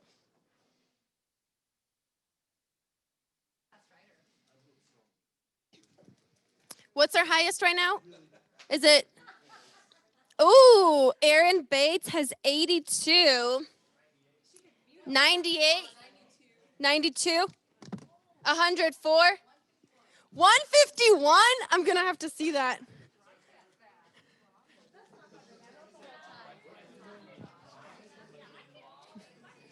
$151. I believe you. That looks like 151. Anybody higher than 151? 151 going once, going twice, and sold. Tim, do you want to present her the price? Do you want to present the price?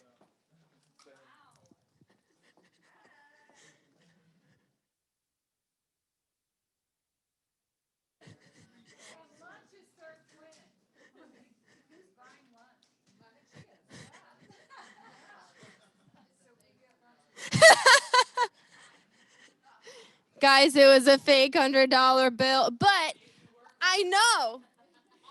Here's what you need to get out of that.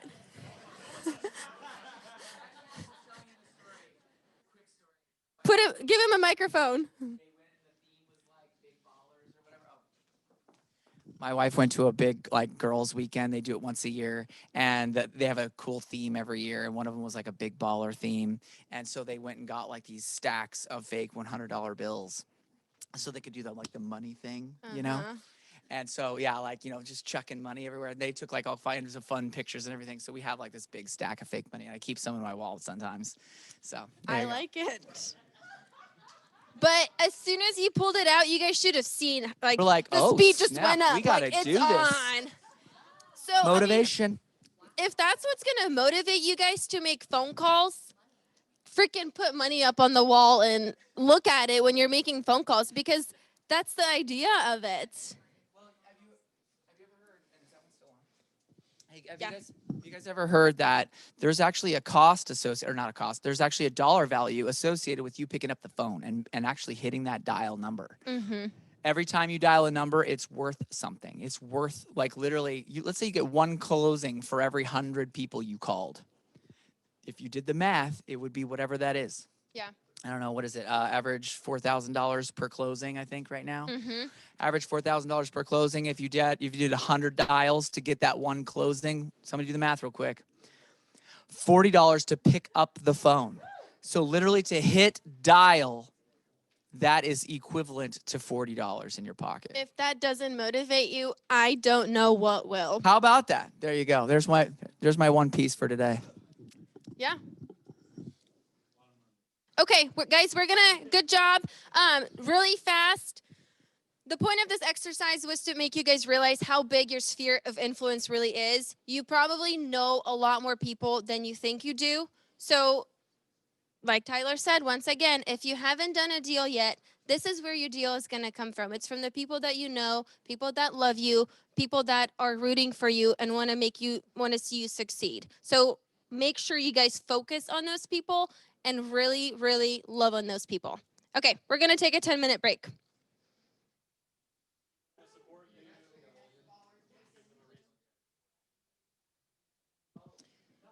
What are some of your guys' ahas from this exercise? Who has a good aha that they can give me?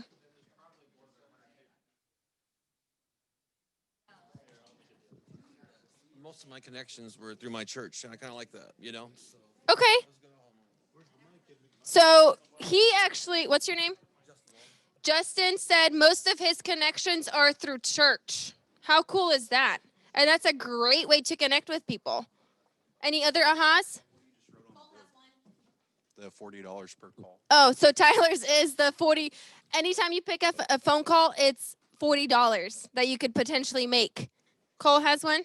I probably know more than 150 people, like I thought that stat said, and all these people need to get called because I haven't called half of these people that popped in my head that I hadn't even thought of yet. Yeah. Yeah. Yeah. Okay, Mindy.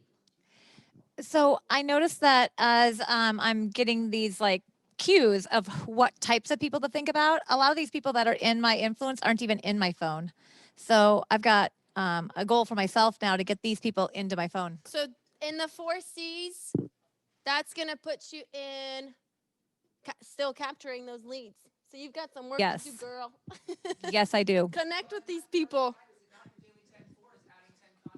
Yeah.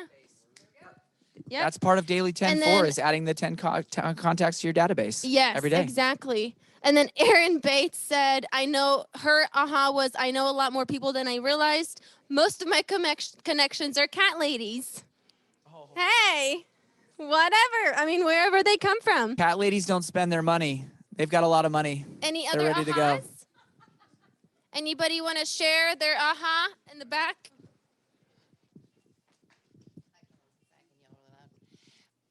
I think part of it is just being nice to people and they will, like, if you are nice to someone and you show interest in them, they're going to reciprocate that. And that could really easily turn into something that's not a forced connection, but like a Yes. genuine give and take where you can provide something for them and they're going to in turn maybe use you when they need something in the real Mhm. estate arena. Exactly. Yeah. Agree 100%. Always come from a place of contribution. That's something that I have embedded in my head, and that's something that all of you guys need to have embedded in your head because you're right. If you're genuine and you're actually there to help them, they're going to remember that and it's going to go a long ways. That's a great one. Anybody else? They call that coming from contribution. When you are contributing, Mhm. they reciprocate. Coming from contribution is the way that we call that. Mm-hmm. Anybody else have a good aha? Okay. Well, you guys take a break and we'll pick back up in about 10 minutes.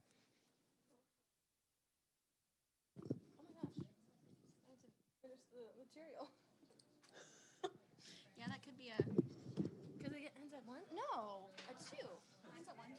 Ends at 1? Oh, okay. 11, 12, 1. Yeah. Okay. I'll get through it. This is all.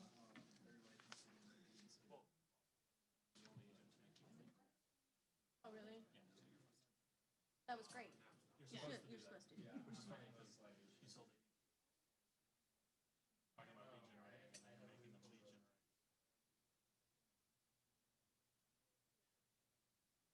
Well, when I did Ignite, they made us make phone calls almost like every time. And I hated it. But... do I do it? She doesn't have to like it. She still doesn't like it. Okay, you guys see anything for me? I think we're all good. Okay, great job. Thank you.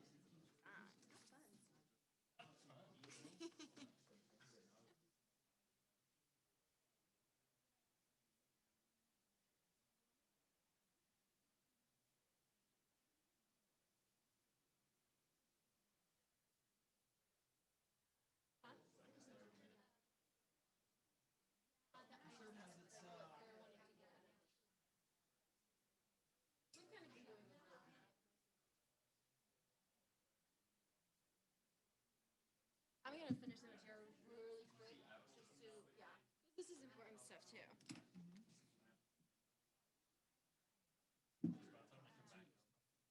Yeah, I'll run through this really fast. Prospecting opportunities. Contact, yeah. I mean, a lot of this stuff is actually all this. That. Twitter. Other sites. Literally got here. I got here like right at 10. Nicole calls me. Nicole calls. Nicole, she like at like 9:45. She's like, "Hey, just checking up on you." I'm like, "I'm coming." Speeding down the highway. 2 minutes before. I was like, "What?" I wanted to freak you out.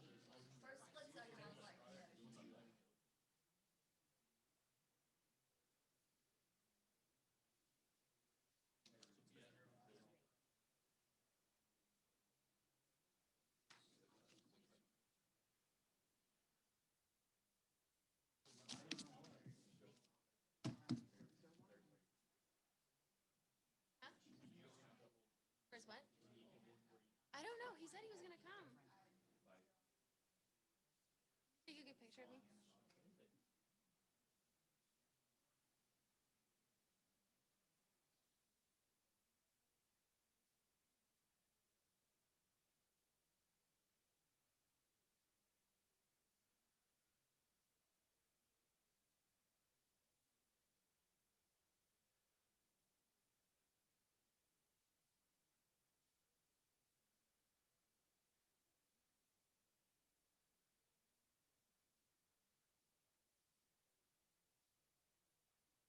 Are you still with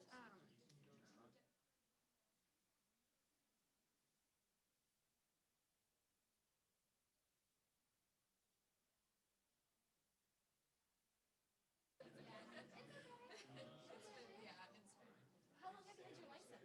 Well, I got it.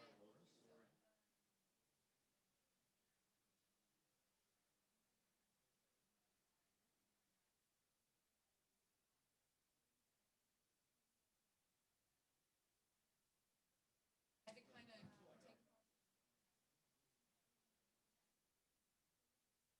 I kind of like this is like a fresh start. He's a freshman. Okay. Yeah, so kind of like I got it. And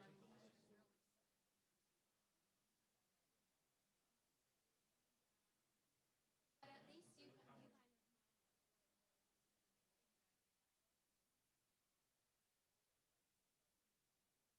Yeah, in the process because I'm scared. That's honestly like when I talk to new agents, that's like their biggest fear. They're like, well, we haven't even done a deal. I don't know like what it all entails from the beginning to end. And like you said with this fear, it's like the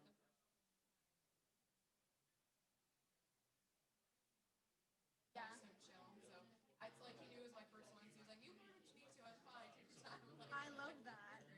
I love that. So.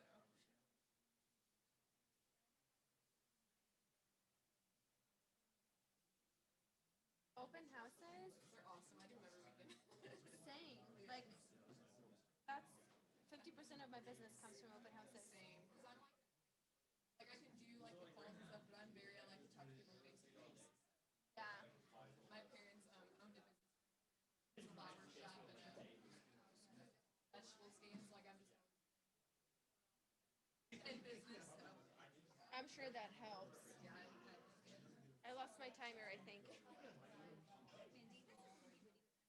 Okay, so we're gonna go ahead and start. Okay, guys, we're gonna get started here in about a minute.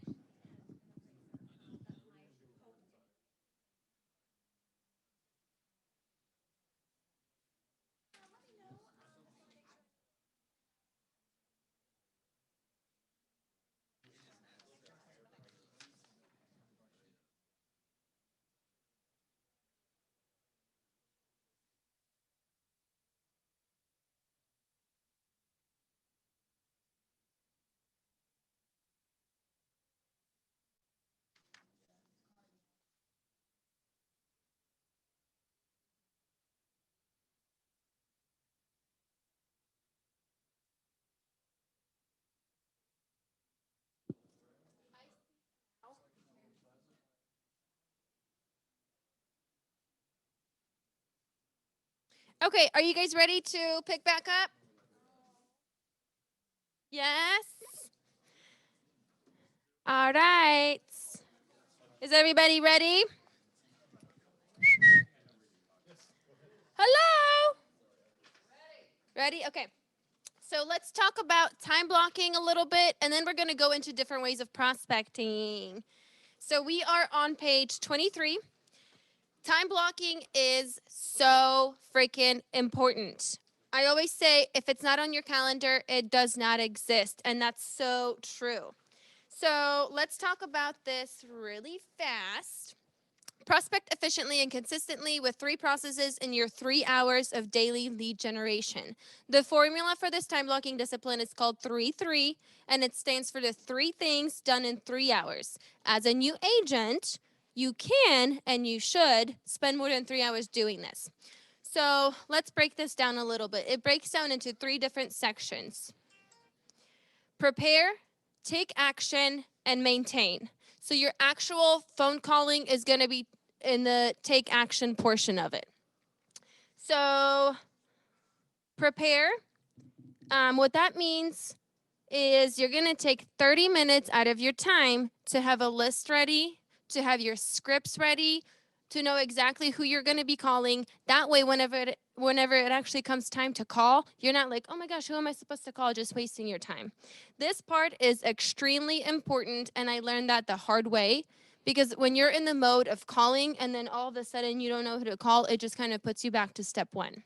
So solid preparation is the foundation of any successful prospecting agent. Plan to spend approximately 30 minutes to get ready. So different lists that you can prep, and you're going to generate a list of names and their phone numbers. So these can be people like your sphere of influence, for sale by owners, leads from a sign call or website, your neighbors, expired listings, any past clients, stuff like that. And what I have learned, it's better just to keep it to one category and focus on, say, your sphere of influence on Monday, hit up for sale by owners on Tuesday, do expireds on Wednesdays. That way you can keep your script the same, because the more you say the script, the easier it is. And if you're going back and forth between, like, say, for sale by owners and expired listings, it gets confusing and it's kind of hard. So I would encourage you guys just to focus on one lead source per day and just focus on that group that day. So make sure you have your phone numbers ready, your names ready, prepare for it, and then rehearse your scripts. It sounds silly, but it helps saying those scripts out loud and hearing yourself say it. And you guys have accountability partners in here, right? Okay, so maybe if right before you call your actual people that you're going to call your accountability partner, and don't be like, oh, hey, by the way, what's up? Just go straight into your script. Just practice your script and then go into your calling.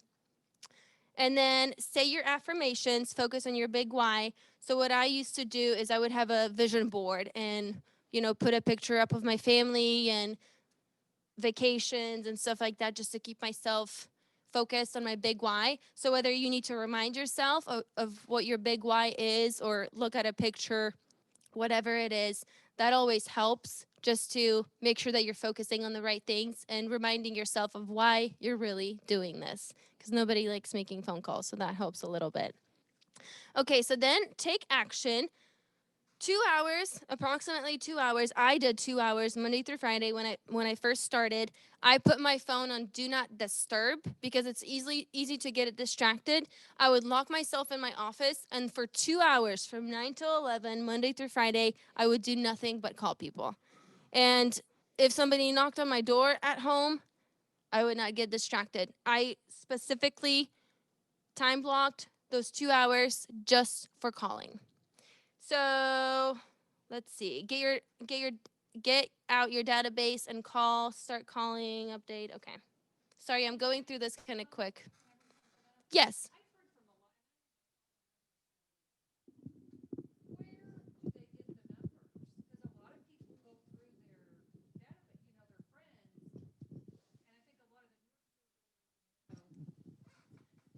Okay. After you've gone through your sphere, where are you getting the numbers to call? For the calls, yeah. I don't know if Zillow does this anymore. When I used to call for sale by owners on the Zillow ad, it used to have their phone number. Yes. Do they still do they that? still do. But when you get past Zillow, though, and you've after so long, the FSBOs, you've called them.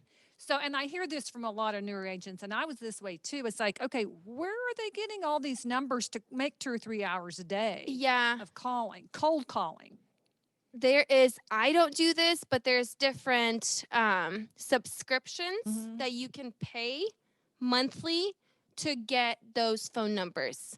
I don't know much about it because I've never done it and I don't do it. Okay, so how did you keep busy with phone calls then? I'm okay myself. I'm Sure. asking because I know a lot of people. I've heard this from a lot of other people, and it takes a while to figure out. How do I keep busy calling? Like, how do you come up with these people? Yeah, where do you come up with the people? Yeah. I think that's I just called for sale by owners and found their numbers on Zillow or expired listings. Do you guys know what Fast People search is? I would find their phone numbers on there. And then any open house leads that I had their phone numbers. So that always kept me busy. Okay. And I'm sure if you're actually having conversations with people, then that should keep you busy for 2 hours too. Because once you get into like calling people and what's the word that I'm looking for? Like the groove of it, 2 hours goes by super fast. And if you're having meaningful conversations with those people, 2 hours is not a lot to call. So it always kept me busy. But I know some agents, they do like monthly subscriptions to some services that they provide them leads with names and phone numbers. But I never did that. I'm not doing that. I've always found other ways to stay busy and people to call. I think that's good because I hear that from a lot of people, though, that they don't know where to call. Yeah. What do I do? Yeah.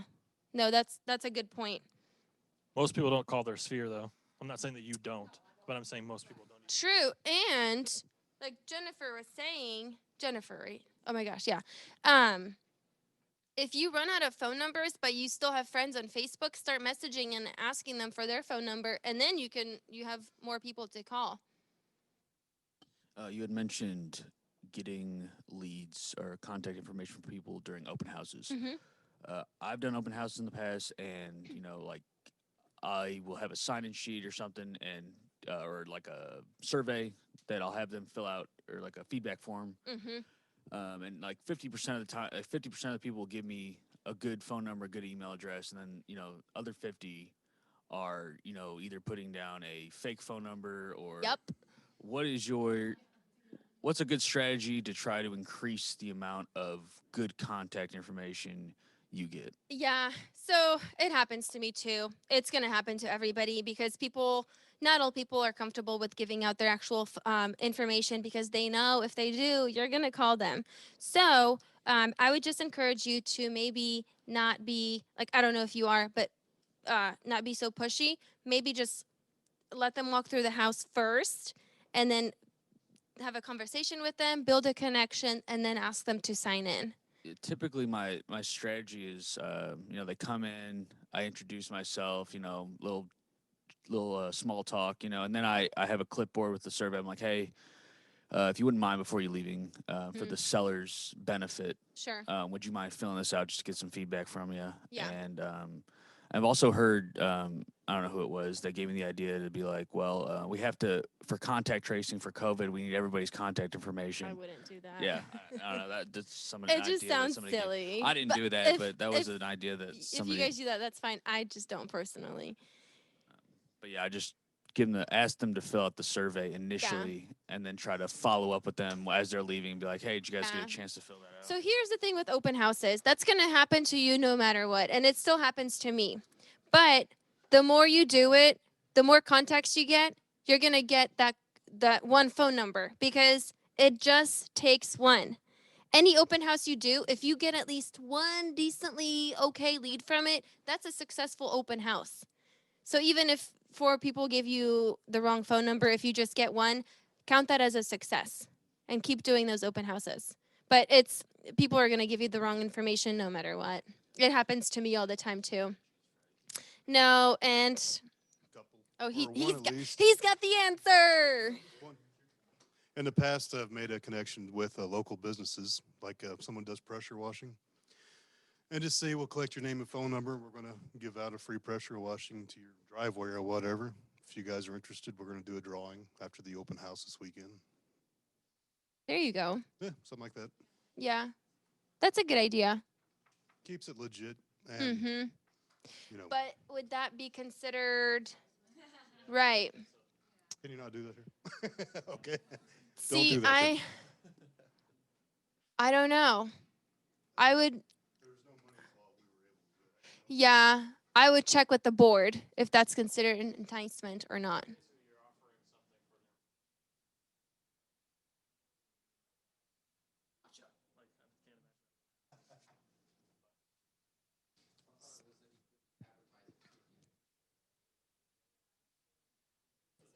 Maybe.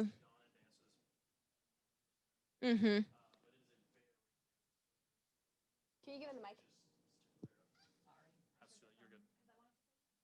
Oh. I just wanted to say that the people that aren't giving you the number at the open house, I wouldn't really sweat it because they're probably not going to buy anything from you anyway. And now you've not wasted time having a conversation with somebody who is not interested in doing business with you.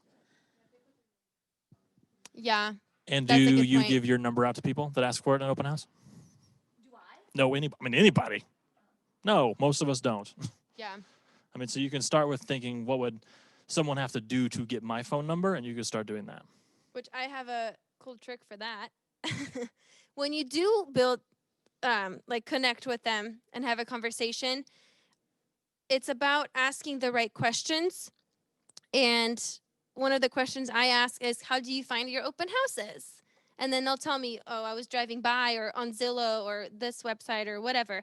And then, I don't know if you guys have this, you should, our little cool app that we all have, the Keller Williams app. So I open the app and I say, well, I have this really cool app that I can show you. It has an awesome feature where you can drive into a neighborhood. It has a GPS feature and it picks up every single house on the market for sale. You can click on the house, see how much it is, see pictures. There's a filter that you can do for open houses, but not to go into too much detail. So what's your phone number? I'm going to send it to you right now. Yep, and it works. It works almost every time. Some people will still be like, oh, I don't feel comfortable with giving you my number. Huh? Well, yeah. And I mean, it's still going to be, it's not always going to be perfect, but just be consistent. And the people that will want to do business with you will give you their phone number. But that's just a really good way of getting their phone number is. So let me send that over to you. And then you call them 20 times right after that. No.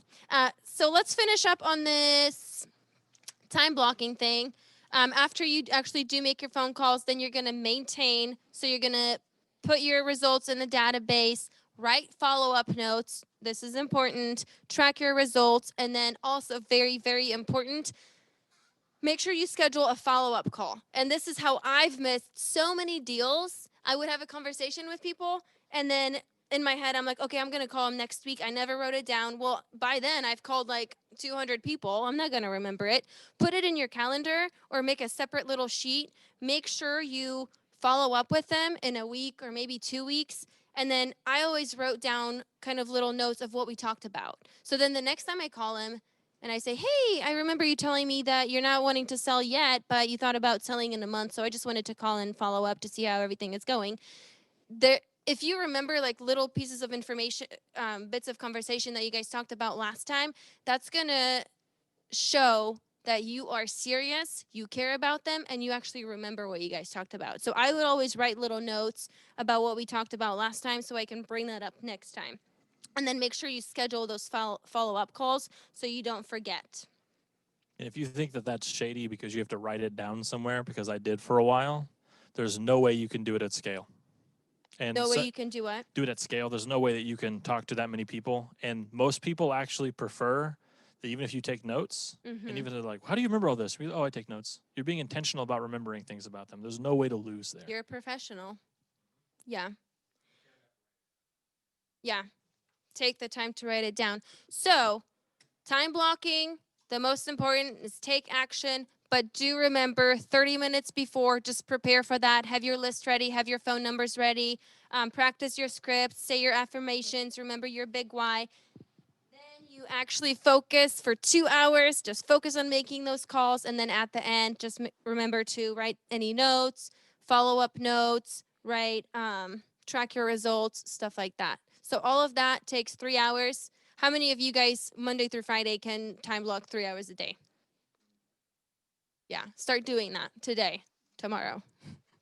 So, okay, now we have about 30 minutes left. So I wanted to go into some of these things and then other prospecting opportunities. So we've got door knocking, for sale by owners, expired listings, open houses, agent referrals, and social media. Which one do you guys want to talk about? social media? I remember having a conversation with you. Oh my gosh, Paulina, you're amazing. Your social media is so good. And she's like, yeah, I haven't gotten a single deal out of it. Yeah. Has that changed for you? Oh yeah. It's not immediate results. But if you post and you're purposeful with what you post, people see that. And just because they don't reach out to you right away doesn't mean that they're not going to reach out to you whenever they're ready. So that has changed. And I think I wasn't seeing results right away just because, just because I became a real estate agent today doesn't mean that everybody and their mothers are going to buy and sell houses today. But they're going to remember me and they're going to keep seeing my posts. And so whenever they are ready, they're going to reach out to me. So thank you. Is that what you guys want to talk about? Social media? Alex? I do not pay. Nope. I ran an ad one time and it just wasn't successful. So no. So it's free. Does everybody have Facebook in here? Okay. Go on your Facebook and tell me how many friends you have on Facebook. I have another $100 bill.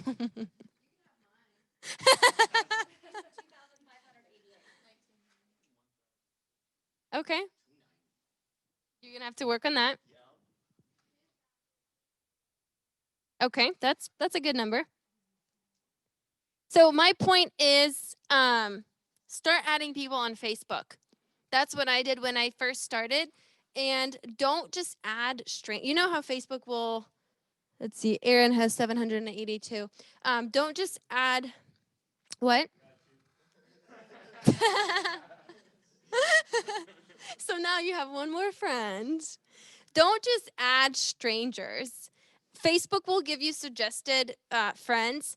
When I started doing this, I think my rule was if I had like 30 mutual friends with them, I would go in their profile, see what they do for a living, kind of click through their pictures to make sure they're not like creepers and somebody that's going to kill me, and then I would add them. But if you want to focus on your social media, Facebook marketing, start adding people on social media because that's your audience and that's going to be potentially your clients.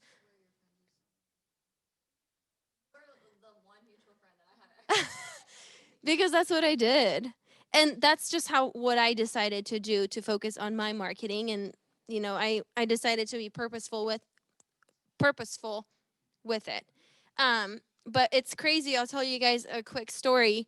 Whenever I started doing that and started posting, a couple people messaged me and they're like, hey, I'm thinking about selling or buying or selling my house, whatever. And I'm like, who is this person?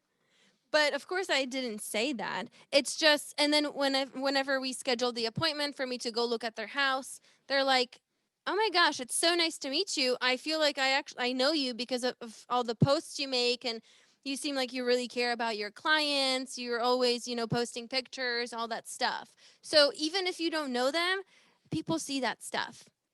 So make sure, it's kind of weird sometimes because I feel like I'm bragging and I'm like tooting my own horn, but it's okay.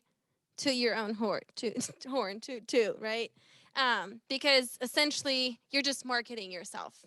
You're just letting people know what you do and that you care about your clients, and it's all about numbers. If people see that you're doing good, they're going to want to do business with you.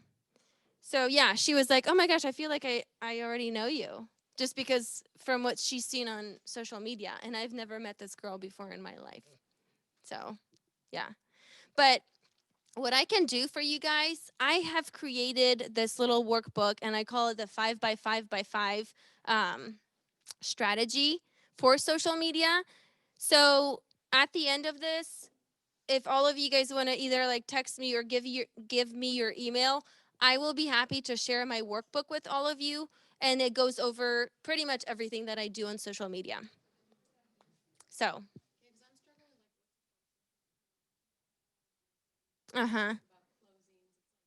yeah. Yeah. Yep. And it's and yeah, that's my email. I don't know why I said it like that. Shoot her an email instead of getting her phone, trying to get her phone number. Yes. Do you want it? And if you would be so nice, make the title Facebook workbook or something like that. So I know to put you in a little folder. So like Facebook notes or Facebook workbook, something like that. But I mean, please like don't copy my posts, but you can always look at my posts for ideas. You know, because we're all going to be posting the same things anyways. But don't just copy and paste exactly what I did. But you can always look at my posts for ideas. When I first started, I would post other people's listings, of course, with their permission. But I would post other people's listings, or I would say, oh my gosh, this house sold in 3 days. Are you wondering what your house is worth? If so, give me a call. Let's talk. So there's a lot of different things you can post. And I actually follow different agents from all over the world and kind of steal their ideas too. Okay, so we covered that. Different sources of lead gen. I feel like we covered that, right? Follow up for open houses. Did we talk about that? Just to recap this, that's very important because you're doing the open house for 2 hours and you're not just doing it just to stand there and look pretty. You're doing it to get leads. The most important thing about open houses is the follow up. How do you follow up? Do you email them? Do you call them? At Monday, say you have a Tuesday. Do you follow up with them like the next day to say thank you for coming, or what do you do? I can't tell you guys all my secrets. No, I'm just like. I'm just kidding. Yeah, no, so Or like, how long should you wait until you follow up with someone? you don't wait. Monday morning, either call them, they're probably not going to answer. You can leave them a voicemail and just say, hey, Bob, it's Paulina. It was so nice meeting you at an open house. Just wanted to let you know that if there's any houses you want to look at this week, or if you have any questions, feel free to reach out to me. I'd love to help. Or you can shoot them a text message that says the same exact thing. And then 90% of the time, they're not going to answer. Keep following up with them. Yeah, usually they don't answer, but that's okay because maybe they're busy at work, or maybe, they haven't checked their phone yet, or whatever it is. And sometimes when other people that are selling things will text me, I'll look at the text message, acknowledge it, and I don't respond, but I still acknowledge it. So next time I need whatever they're selling, they're going to be the person I think about. So that's just the mentality you have to have. So yeah, text them or call them Monday morning. And then if you have their email, send them an email, set them up on a search. Usually I hit them like right away, 3 contacts right away. I'll call and leave a voicemail if they don't answer, shoot them a text message, and then send them an email saying that I would love to set them up on a search. And then that same week, if I see a house that was similar to the open house that we met at, I'll send it over to them and say, hey, this new listing just came up and I thought of you. Let me know if you want to go look at it. Just throughout the week. Say Wednesday. I check the hot sheet every morning. And if there's anything that I see that somebody might like, I send it to them. Does everybody know what a hot sheet is? No. It's just a list of, on the MLS, it's a list of new listings that came up within the last 24 hours. Okay. Yeah. Completely customize it to county. Yep. How long? Yeah. I know I'm kind of going through this fast, but I wanted to make sure that we finish with going all of these things.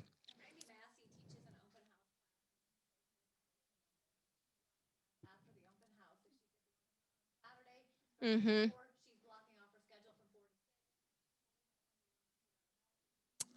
Yeah.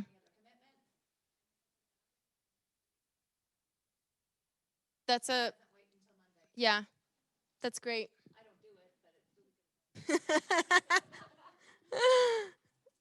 What other questions do you guys have?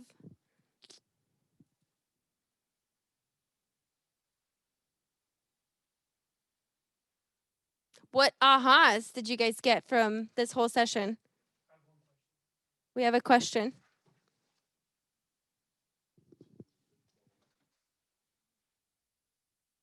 So I just really wanted to ask, I know you had said earlier that when you started out, you called expireds, called your circle of influence, did all that kind of stuff. What really works best for you, or what did you find out that worked best for you? And then what do you spend your time doing right now? What I found that works best for me is focusing on my sphere and then social media. So I started adding people on social media and just posting. I made it, which in that workbook that I'm going to send you guys, you'll see my strategy that I did when I first started. I posted at least once a day, if not more. And once again, I always thought, oh my gosh, am I being annoying? But then I'm like, no, I'm just doing my job. So focusing on my sphere, calling my sphere, loving on my sphere. Anytime I had lunch or coffee or a drink with friends, I would talk about real estate and told them how, you know, that I have big goals for myself and I want to be successful. And then anytime like I went to get my hair done or my nails or even to a doctor or my dentist, I would talk about real estate. And I would always bring like 5 to 6 business cards with me and ask them if it's okay for me to leave it at the office. And now I think my dentist has sent me a referral. My hairstylist has sent me like 3, you know? So it's like always talk about real estate. And you don't have to be annoying about it. Just let people know that you want to be successful and you have high goals for yourself. And just, hey, will you keep me in mind? Can I leave some business cards here? You just didn't you find his like flyer somewhere just recently? Yeah. Does that answer your question? Yeah. Any other questions? There should be a big aha in the room that it really doesn't matter what you do, just do it. You gotta close them. Yep. Consistency is the freaking key. Yes, Cole.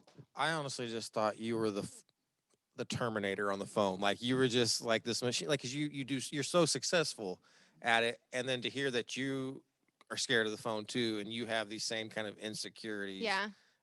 But you're able to overcome them, and Yeah. you're killing it. So that's, I don't know, it's motivating, inspiring for me. Well, thank you. And yeah, I mean, I did do phone calls when I first started, Monday through Friday, 9 to 11. And I would call, well, my sphere for sale by owners and expired listings. So, how many of you guys in here do cold calling? Yeah. It's tough, isn't it? Yeah, it sucks. And it's like you have to almost expect to get rejected. And I just make a game out of it. I'm like, let's go. Give me a no. Come on. But no doesn't mean no. It means not right now. So, what can I do to help to get from that no to a maybe to yes, let's meet? No. Right. So whenever I'm like, oh, should I call this person? I'm always like, what do I have to lose? I don't even know them. Yes, that's a great point. You have nothing to lose. You have everything to gain. So I have a little bit of a strategy that I just want to share. You can build a business in lots of different ways. And so I think Paulina's is very much volume driven. She's contacting a whole lot of people. And I don't know if it's just personality wise, and obviously I'm not as successful as her. So follow You're her successful too. strategy. But one of the things that I would do when I did make an expired phone call, now making that phone call was super hard for me, so I didn't want to make a ton of them. But I would follow up, and I would also send them a note to their address, and I would look it up on the assessor's office because a lot of times they have a different address where they actually reside if it's some kind of investment property or something of that nature. And I have actually gotten 3 calls from these people several months later because they received my letter in the mail. Just on one of those little KW cards. Hey, I gave you a call, wasn't able to reach you, just wanted to let you know that I'm here to help you. And they're just impressed with your consistency and your persistence. Yeah. I mean, that goes to show if they do choose you as their agent, that you're going to work hard for them. So it just sets it, sets the expectations up front. Yeah, that's a great idea. Anything else?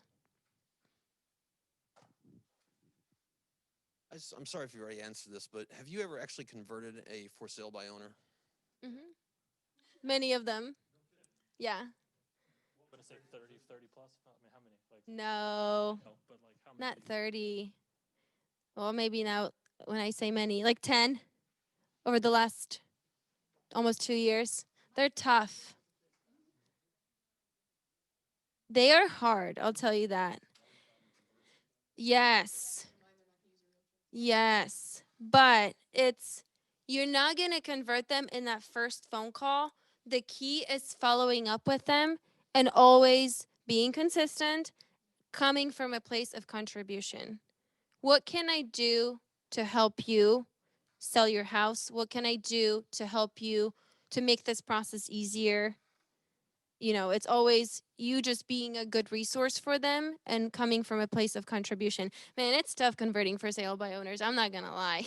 And it takes a lot of time and effort. Do you like it? Yeah. That's good. It's a challenge. Yeah. The thing with for sale by owners and expired listings, you almost have to expect to get rejected and like accept it as part of the process. Because they're going to tell you no so many times. But if you just don't let that bother you and just go on with your script and go on with, whatever you're going to tell them and tell them market statistics and, stuff like that, then they're going to forget about it. And maybe the next time it's going to be a maybe. So. Personally, I have not really dived into the for sale by owners, but I am obviously going to try that avenue out now going forward. Question though, is it more of an issue that they don't want to pay commission, or is it more of like they just think they don't need a realtor, or do you get like a mix of both? And how do you deal with either or? So most of the time it is that they don't want to pay commission. They are trying to save money. Right.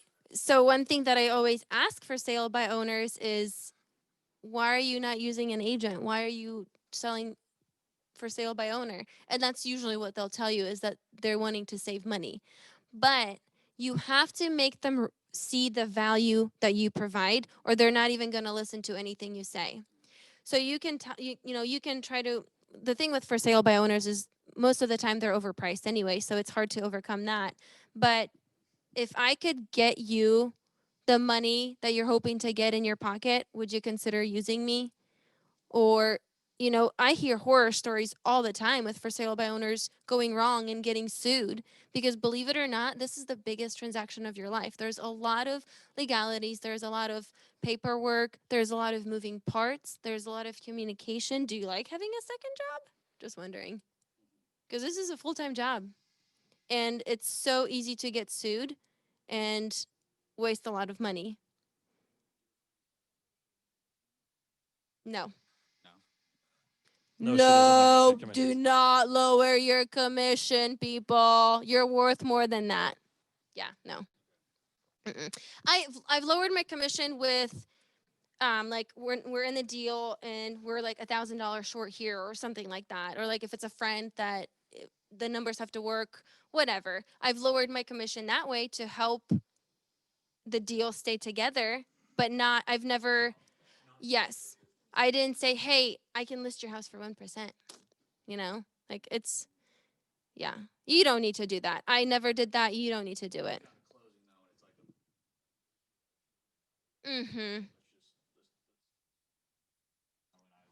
Would you spend $200 to make $4,800? Yeah. Yeah.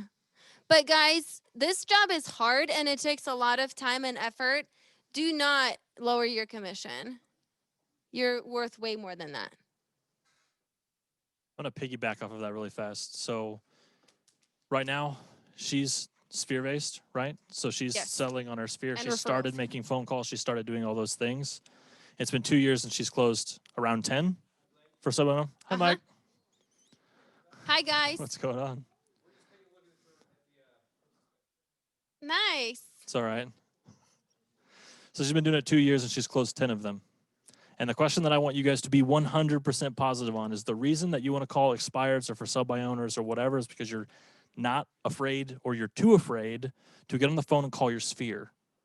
Your conversion rate there is going to be much, much, much, much, much higher than spending the time and the effort and how much, like, yeah, maybe the challenge is great, but money's better. Like, you need money right now. Call the people you know. There's no reason to not do it. Yeah. That's going to be a higher conversion than just a for sale by owner. I mean, if you run out of people to call, then heck yeah, call for sale by owners, or if you want to just make it a part of your business. But Blake is right. Your conversion rate with the people you know is going to be a lot higher, and those people are going to help you.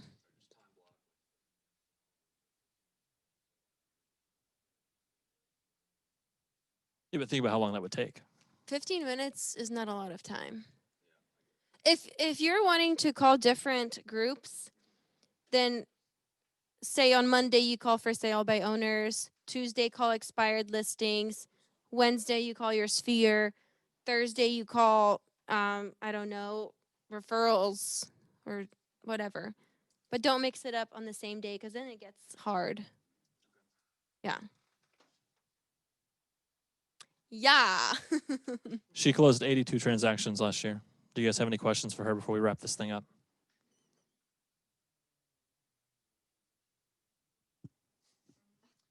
The question is if I had a transaction coordinator. The answer is no. I also highly do not recommend doing that. You want me to be honest with you?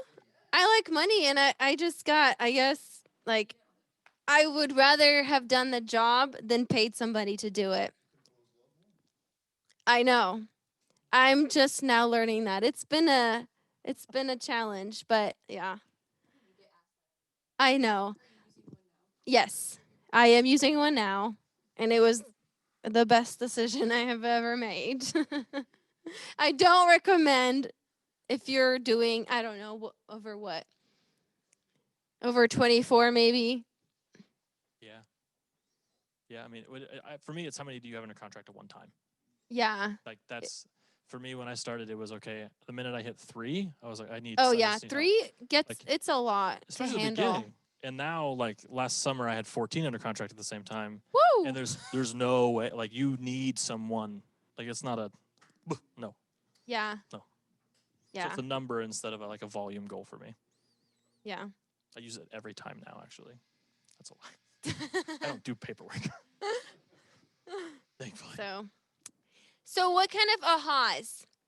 If there is one thing which I hope you guys learned something from here, and I'm so happy that you guys are all here. I know you're probably all very busy, and 3 hours is a long time, but I really, really hope you guys learned. What are you guys' ahas? What are some of your, if there's one thing that you took away from this class, what is it? Consistency. Consistency.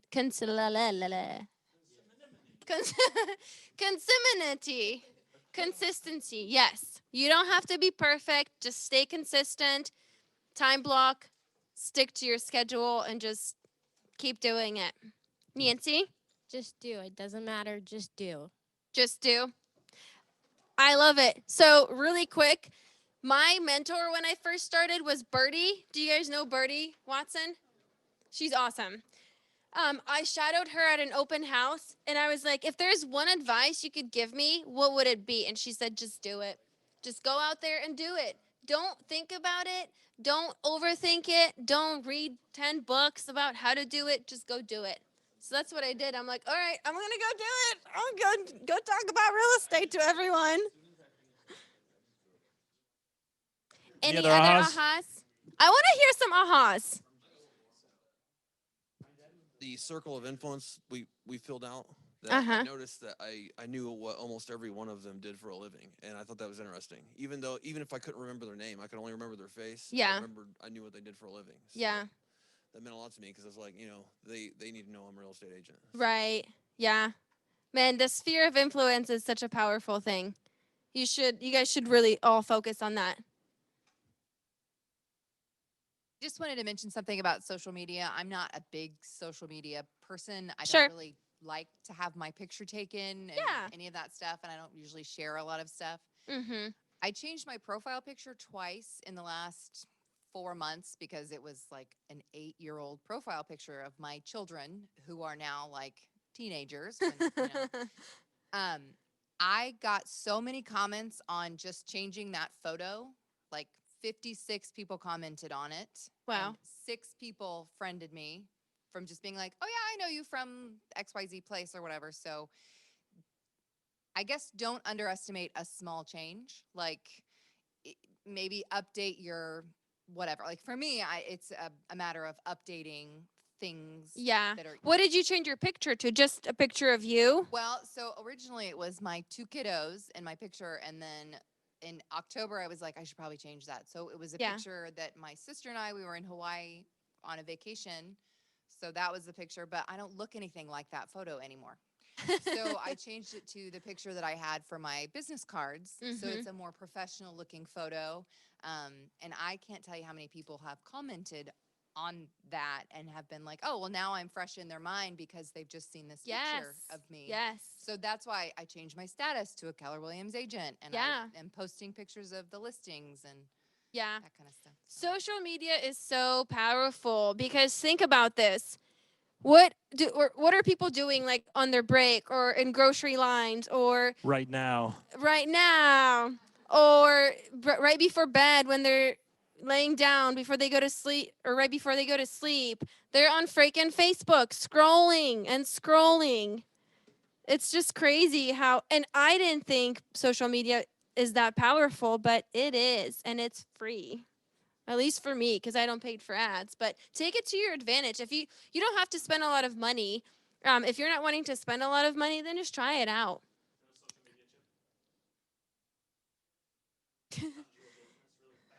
We're selling social media chips now.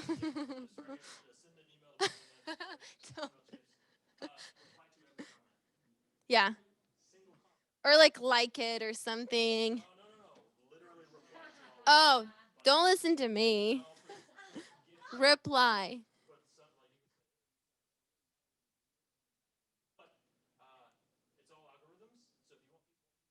Yeah. Yeah. So on Zoom, what Blake said, if people comment on your picture and say, oh my gosh, you look so beautiful, make sure you reply to that. Say thank you or say whatever because Facebook's algorithm rewards you and it pushes your content out to more people. I just had a question about Instagram. Is there a way like you can link do you link your Facebook so it automatically posts to like both, or do you have to go through and make separate for everything?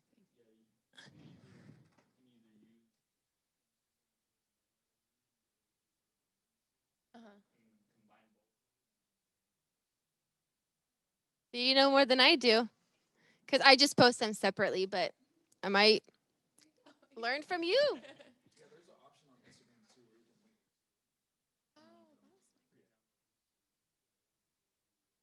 Nice. If you use the Facebook business like suite or whatever, and you can hook your Instagram and Facebook up together, you can schedule posts, so then you don't have to remember when to post them. They can post automatically. Yeah. So you can choose a time. Yep. Okay. Like.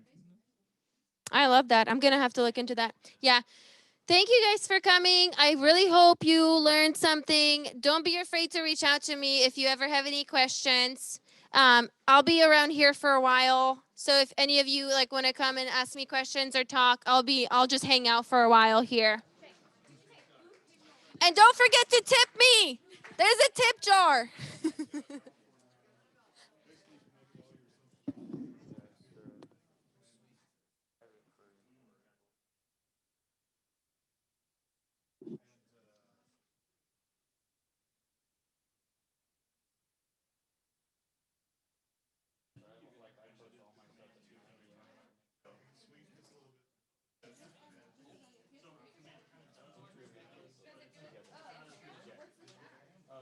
just Facebook for Tuesdays.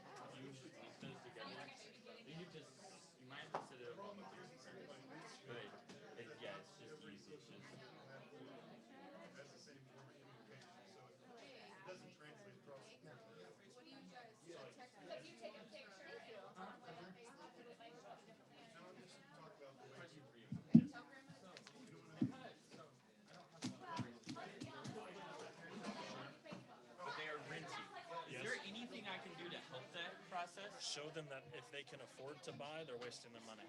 Okay.